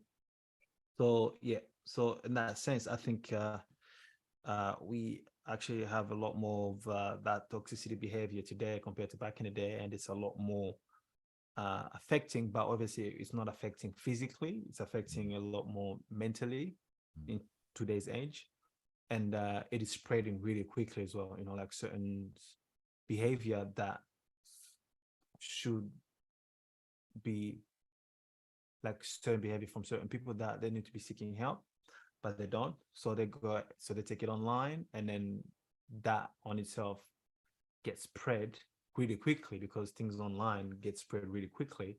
And then people that are still trying to find their feet, you know, with life and stuff like that, and then end up coming across those particular situations, information, uh, and then they get caught up on it, and then boom.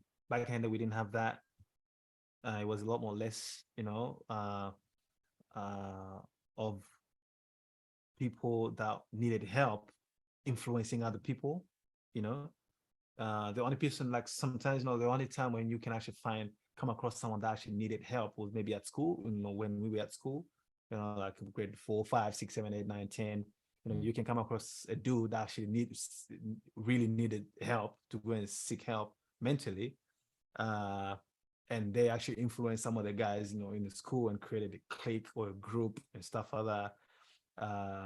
But that's where it all ended because there was no social media to go and take the idea on social media. So they only ended it at school. So it didn't spread as much as today. So uh so that toxicity didn't go as far. But today the toxicity in that particular area just flies. Yeah, because I, apparently there's even kids on TikTok that are apparently getting tics or Tourette's or something like that. Like say what again? kids on TikTok, they're Mm-hmm. apparently getting is it tics or Tourette's, like so the disorder Tourette's. where they just utter certain words randomly Yeah, without Tourette's. control. Yes. Apparently, kids are spending too much time on TikTok are watching people with that disorder Mm. and then are acquiring the disorder themselves too. It's like their infant brain is so soft and still so malleable that them Mm. watching someone with that almost catches them too. Who's But who's I that don't, I learning, don't, right? I don't, I don't know how legit that is, but I've heard of that. I've heard of that happening to kids too. Just picking up Mm, disorders online, just picking up that's very random interesting. disorders, picking up random languages, random Mm, behaviors. mm. Um, but yeah, it's a force we cannot really fight. Yeah. We just protect ourselves from it. Last question: Mm. can mental health Yeah. can And only finally, be treated by a finally, professional or other way? Mm. yeah. So can mental illness only be treated by a professional, or can it also be treated any other way? Any other way. Uh, I think with 300,000 years, yeah, of record of human existence, yeah, I think there's a lot of ways we can handle it for sure.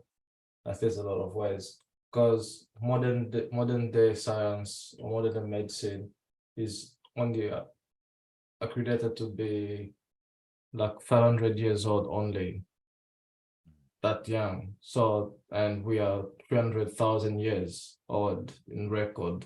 So people had to deal with the people that were out of control at that point, or someone Mm. that was suffering from some form of mental health issue.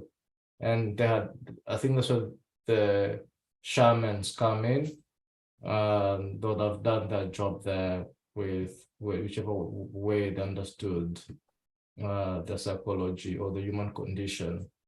But today we definitely have better ways of doing it without hurting patients, without probing them or giving them ayahuasca or something like that to bring them back to normal, to baseline.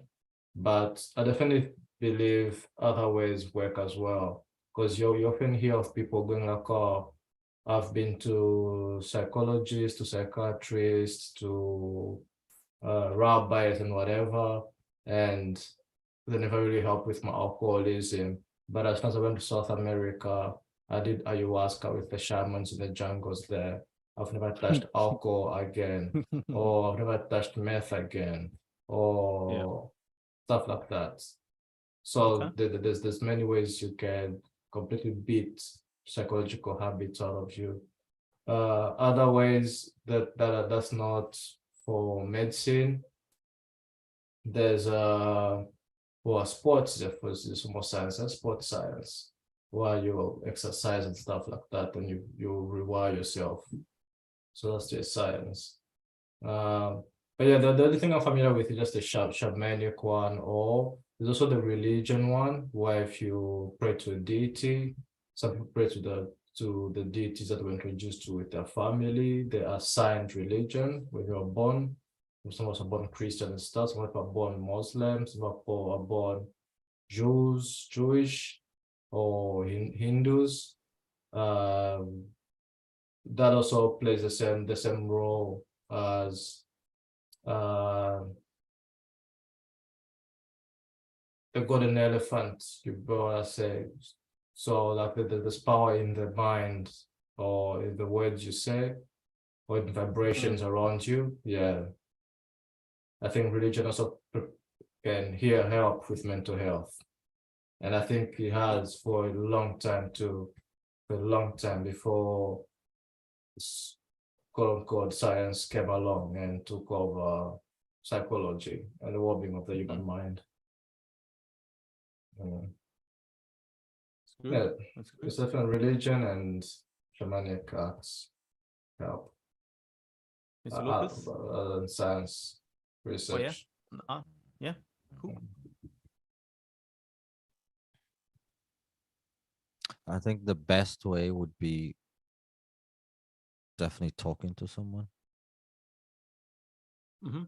Well, someone However, has to be. however, they're a professional or someone who can tell you what boundaries, emotional attachments are, what emotion, the purpose of emotions. Yeah, that's what I meant by shamans may hurt you. They may potentially hurt you by exposing you to stuff you don't be exposed to while you're going through crisis yourself. Or they may stretch your mind more than you need to be stretched, or completely miss the mark due to the lack of professionalism. Yeah, definitely 100%. It's just someone who can connect you to the traumas or help to.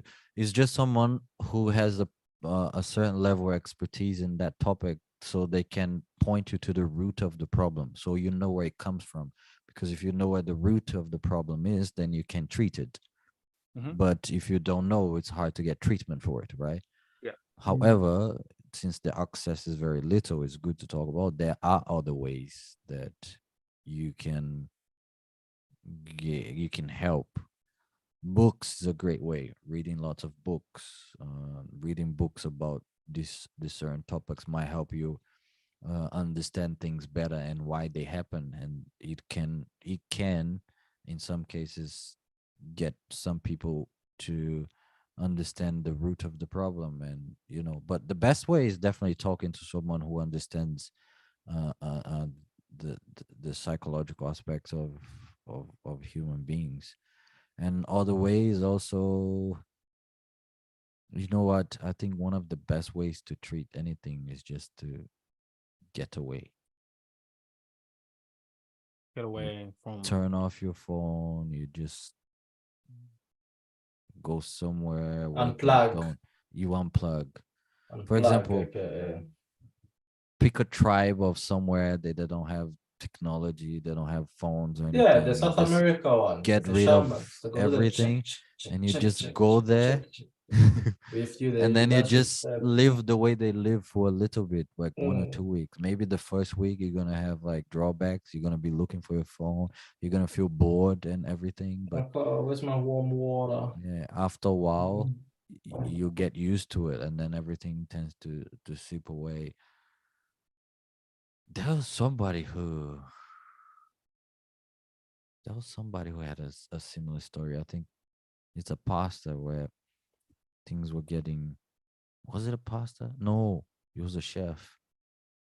Things were getting crazy in the U.S. and then his mother sent him somewhere in Africa with the family, and it's a completely different life. You don't really have a phone, and you have to go and gather the things for your food, and there's certain time to sleep, and there's the hierarchy of the tribals, and it's a completely different life.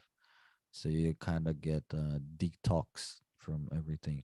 That's a good way to help you. But how can that help mental illness though? Oh, that's for certain type of mental illness, yeah? Oh, not that's for certain types, not for everything. Like No, if you no, have not like for everything, yeah. Yeah. like Because you schizophrenia, wouldn't take you- someone with schizophrenia and no, take you it to can't. You Africa, can't. No, I mean, for you know? example, anxiety, depression, and that sort of Yeah, things. stuff like that, yeah. That would help. Of course, there's certain things that are much more deeper and much more. Mm, But okay. that to a certain extent, the best help would be to seek a professional help, to talk to someone. But depending on what you have, there are other ways that it can help.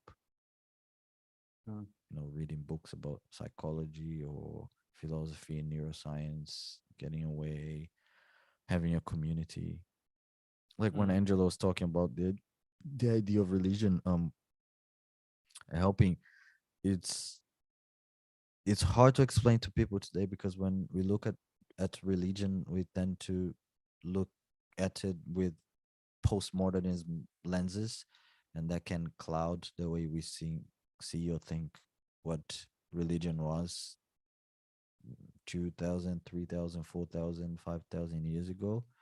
Mm. And if you really go into the history, you can see that religion at those times were more part of who you were.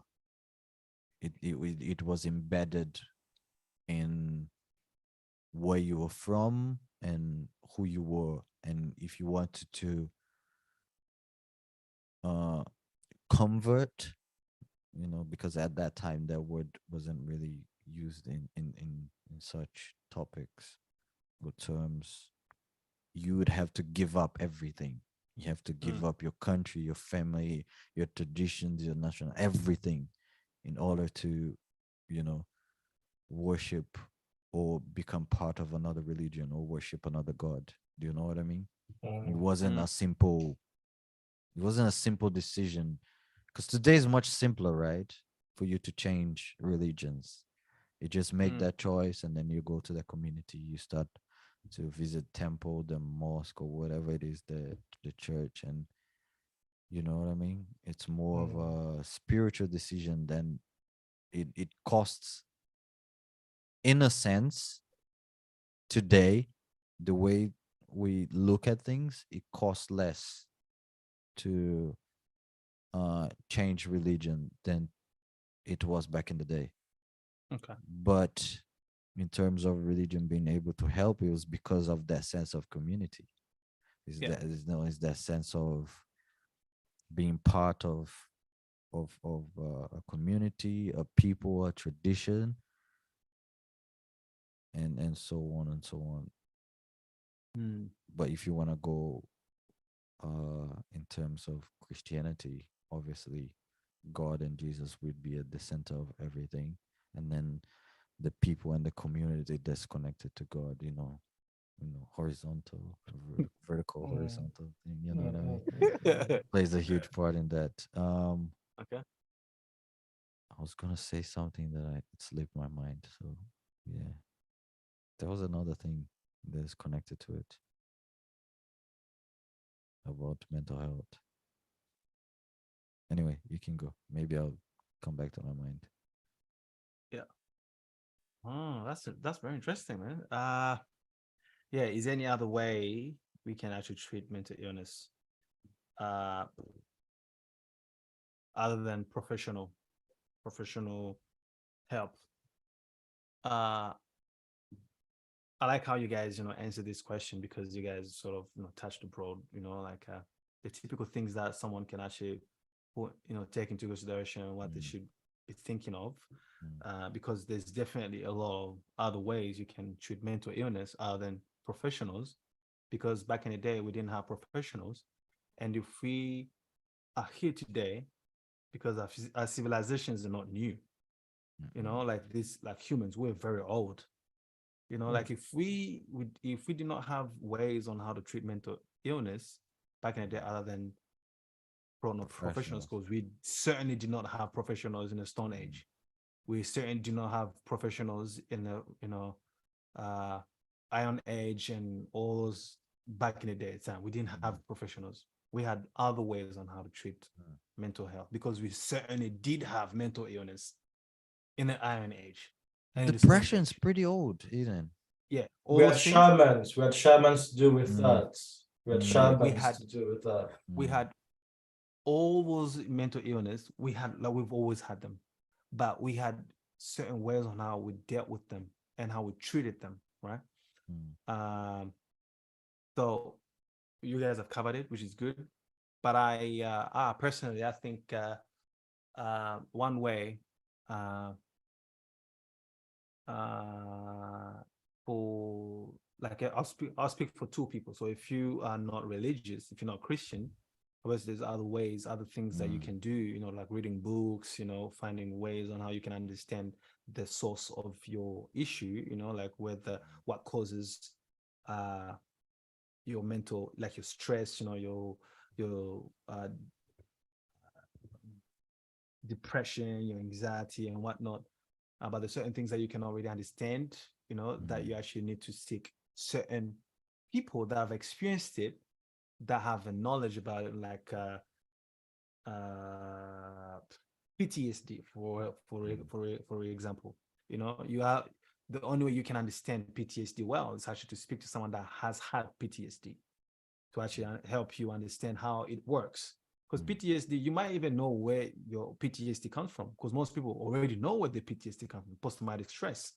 Because of what happened to me back in the day, I'm experiencing this, that. But how do I treat it? How mm, do I help myself to treat that?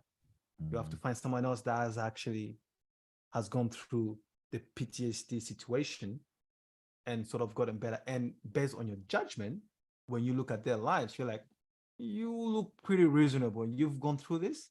Tell me your story. It's all about stories. It's all about relationship. It's all about connecting with people. When you connect with people that has gone through what you're experiencing and triumphed at the end, it's a far, like, I think that on itself, it's far much better than even finding like not mm, professionals, because that relationship is much stronger. Friendship, right? Friendship, relationship, like with anyone that has gone through the same issue and has triumphed, has gotten better. Because not everyone gets better, triumphs at the end, after, like after the, you know, you know, the mental illness stuff. Some people mhm, don't end up well. Some people end up well. You find the people that ended up well, and sort of have a relationship with them. If you don't have them, then you find them. That's the only way. You try to connect with communities.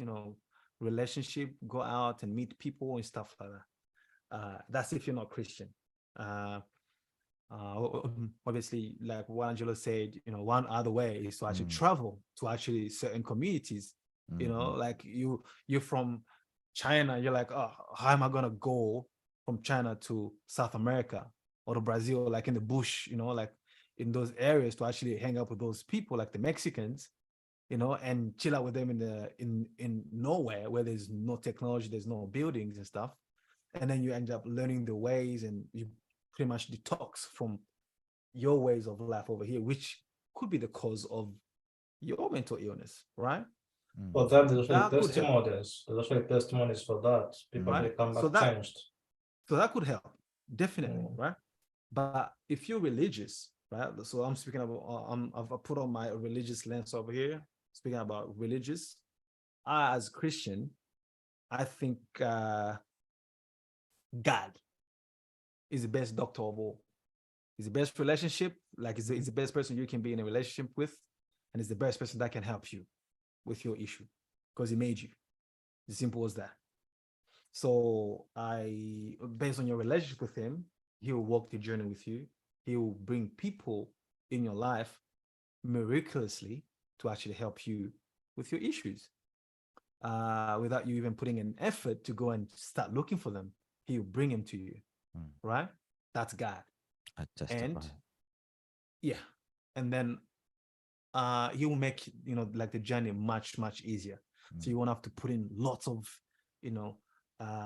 stress, lots of work, lots of, I need to find this, I need to get better, I need to do this now. You won't even have to worry about that. All you have to worry is that you need to trust God.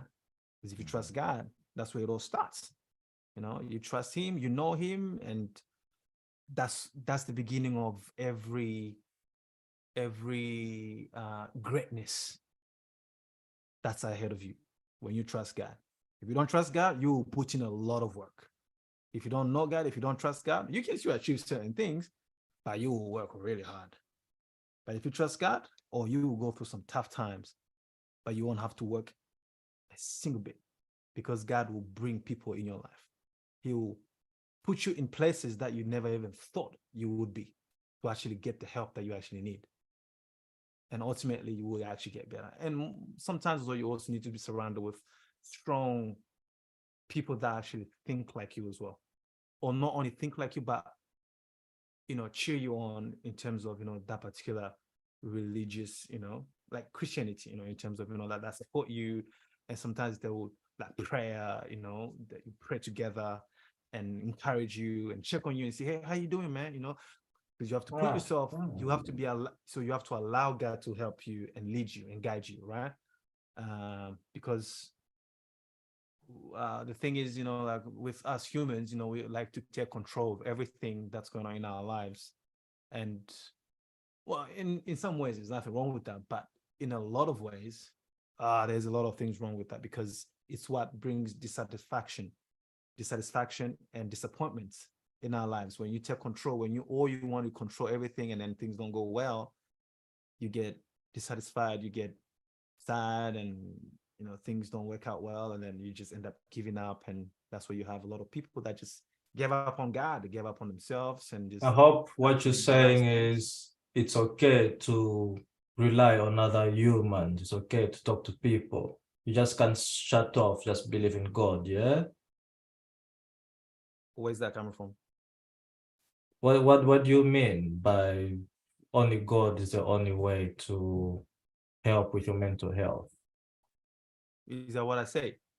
Yes, I'm trying to make sense of it. What he do you said, mean? he said the ultimate way would be God, but through God, you meet the right people.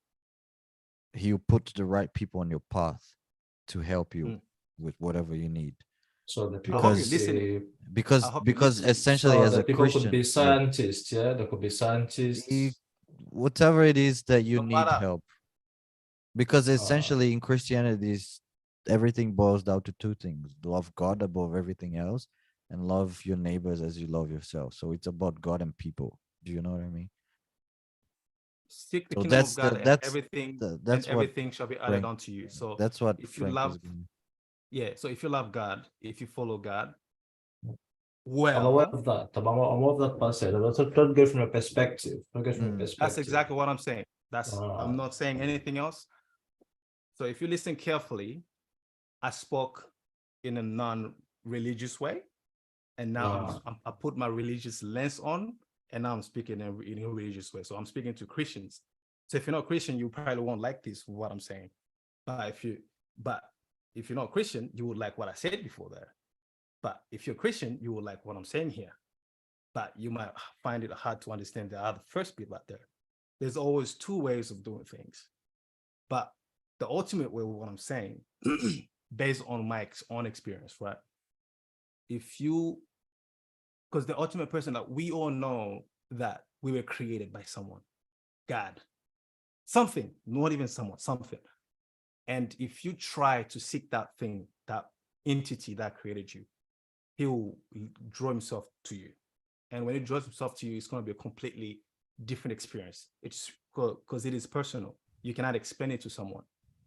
And when you experience it, you don't put in a lot of effort like someone else that hasn't experienced them or experienced the entity. So when you experience it, you will not have to put in a lot of work by going out there and trying to seek help. The help will come to you.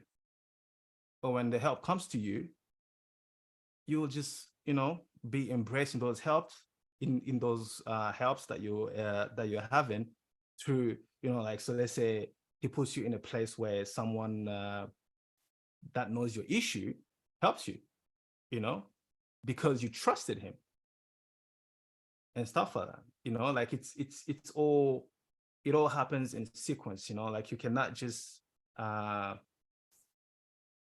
obviously have one way or the other way, because God loves humans and he loves us and he wants us to work with each other and he wants us to work with one another. And the only way he can help us is to use the things that he created to help us. He doesn't just miraculously comes down and help you. He uses things around you to help you. That's how God works. That's what I'm trying to say. So, Angelo, quick question. Do you think that the decrease in Christian values in most countries has helped the increase of mental illness? I don't know about the mental illness part of things, but I know the countries that are not that religious have better standards of living compared to countries that are super religious. Have what? Better?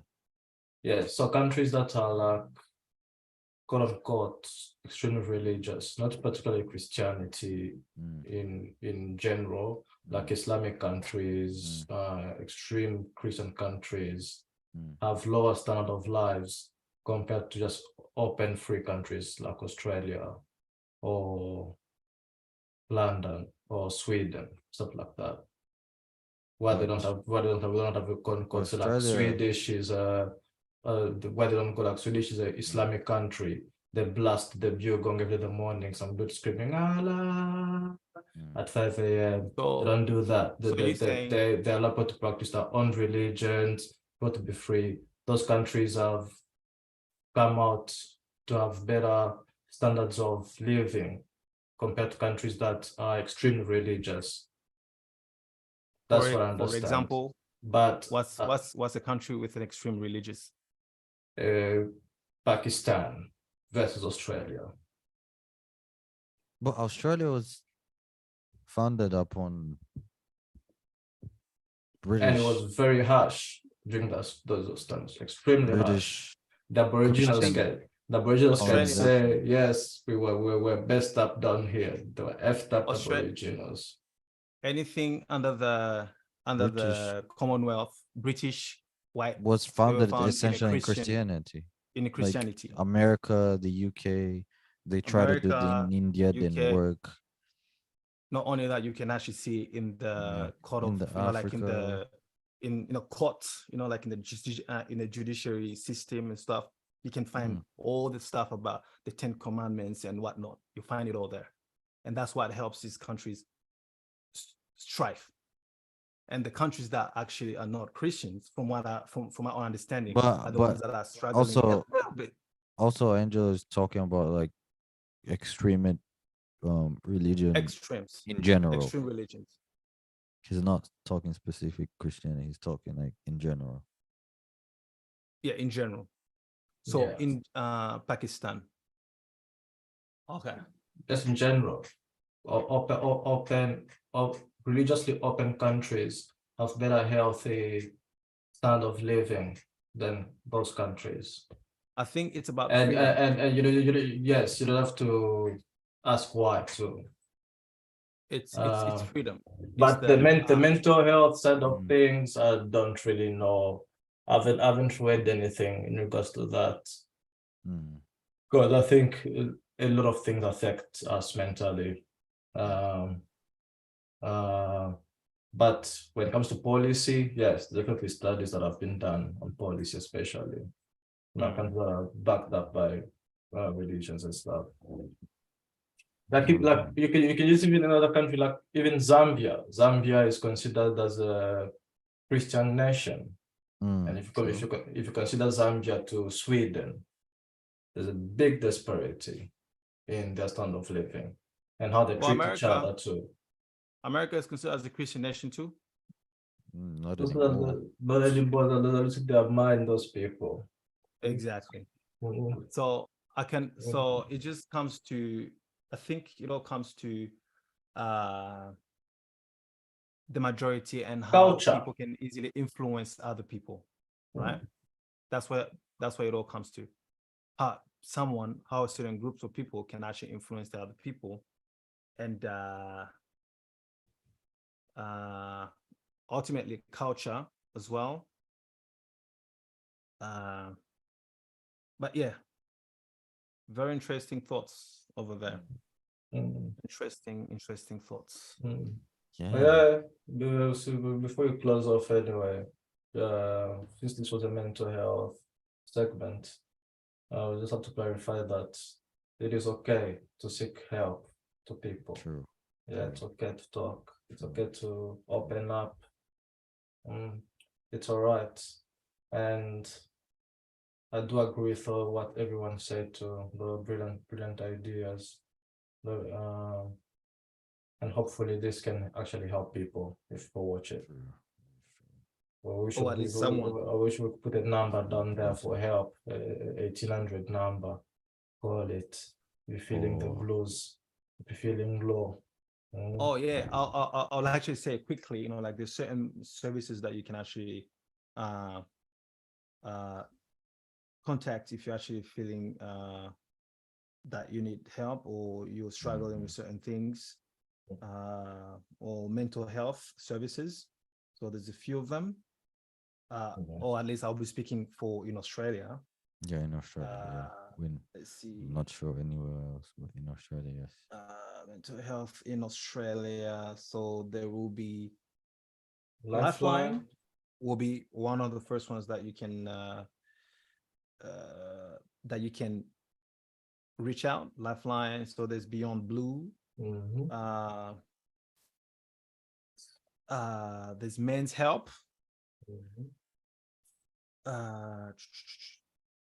Let me see. Let me find them.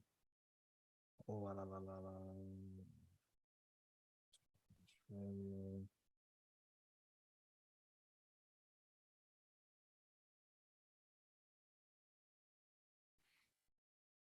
I wish I knew how to put this stuff on the screen, but yeah, I'm on my portable device over here too. Can we share the screen and show it on Google or something? No.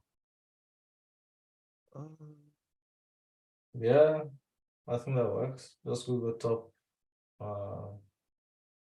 mental health. So, can you share, Lucas? You can jump Anyone on and can just share. Anyone can share? Anyone can share. All right. Let's see. So this is Chrome. Wait, is that you? That's you, me. Lucas? Yeah. All right, cool. You do it.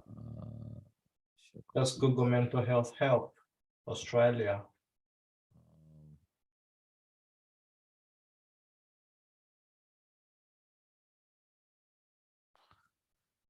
What is it? So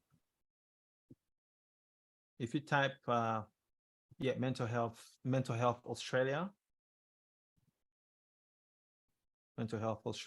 you should come. There should be just Australia. That's it.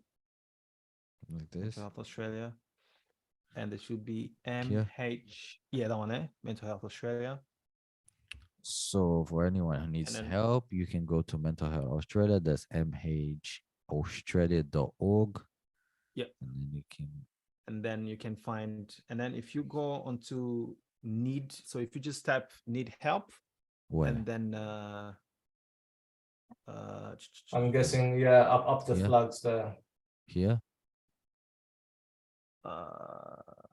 How is this showing a little bit different over here? So No. Resources. No.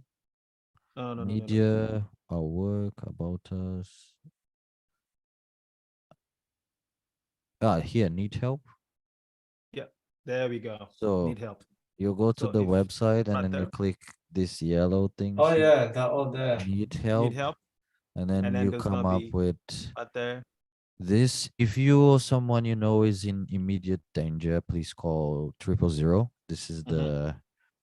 the so-called 911 that everybody know due to American movie. But in Australia, it's Triple triple zero zero. in Australia. So if you ever Yep. visit Australia, it's just 000. It'll connect you to the police, the Mhm. fire department, the ambulances, and everything. Or you can visit your near hospitals, and then also you can call these people Lifeline. So there's Lifeline Send Australia Helping, Yeah. Beyond Blue, Black Dog Institute, Mm-hmm. Headspace, Reach Mm-hmm. Out, Suicide Callback Service, 13 Young, and Anxiety Recovery Center, Victoria. And all those This have all the the links up numbers, there too to links. take you to all the links that you need to take Brilliant. that will help you. Wow. All right, let's end it on that. Let's It. end it on that. All right, ladies Beautiful. and gentlemen. No, Frank, you close out. That was your episode. Yeah, hey, you can do the honors, bro. No, close it out. You close it out. It's your episode. Yeah. Oh, well, it was an honor and a privilege to bring this segment to you today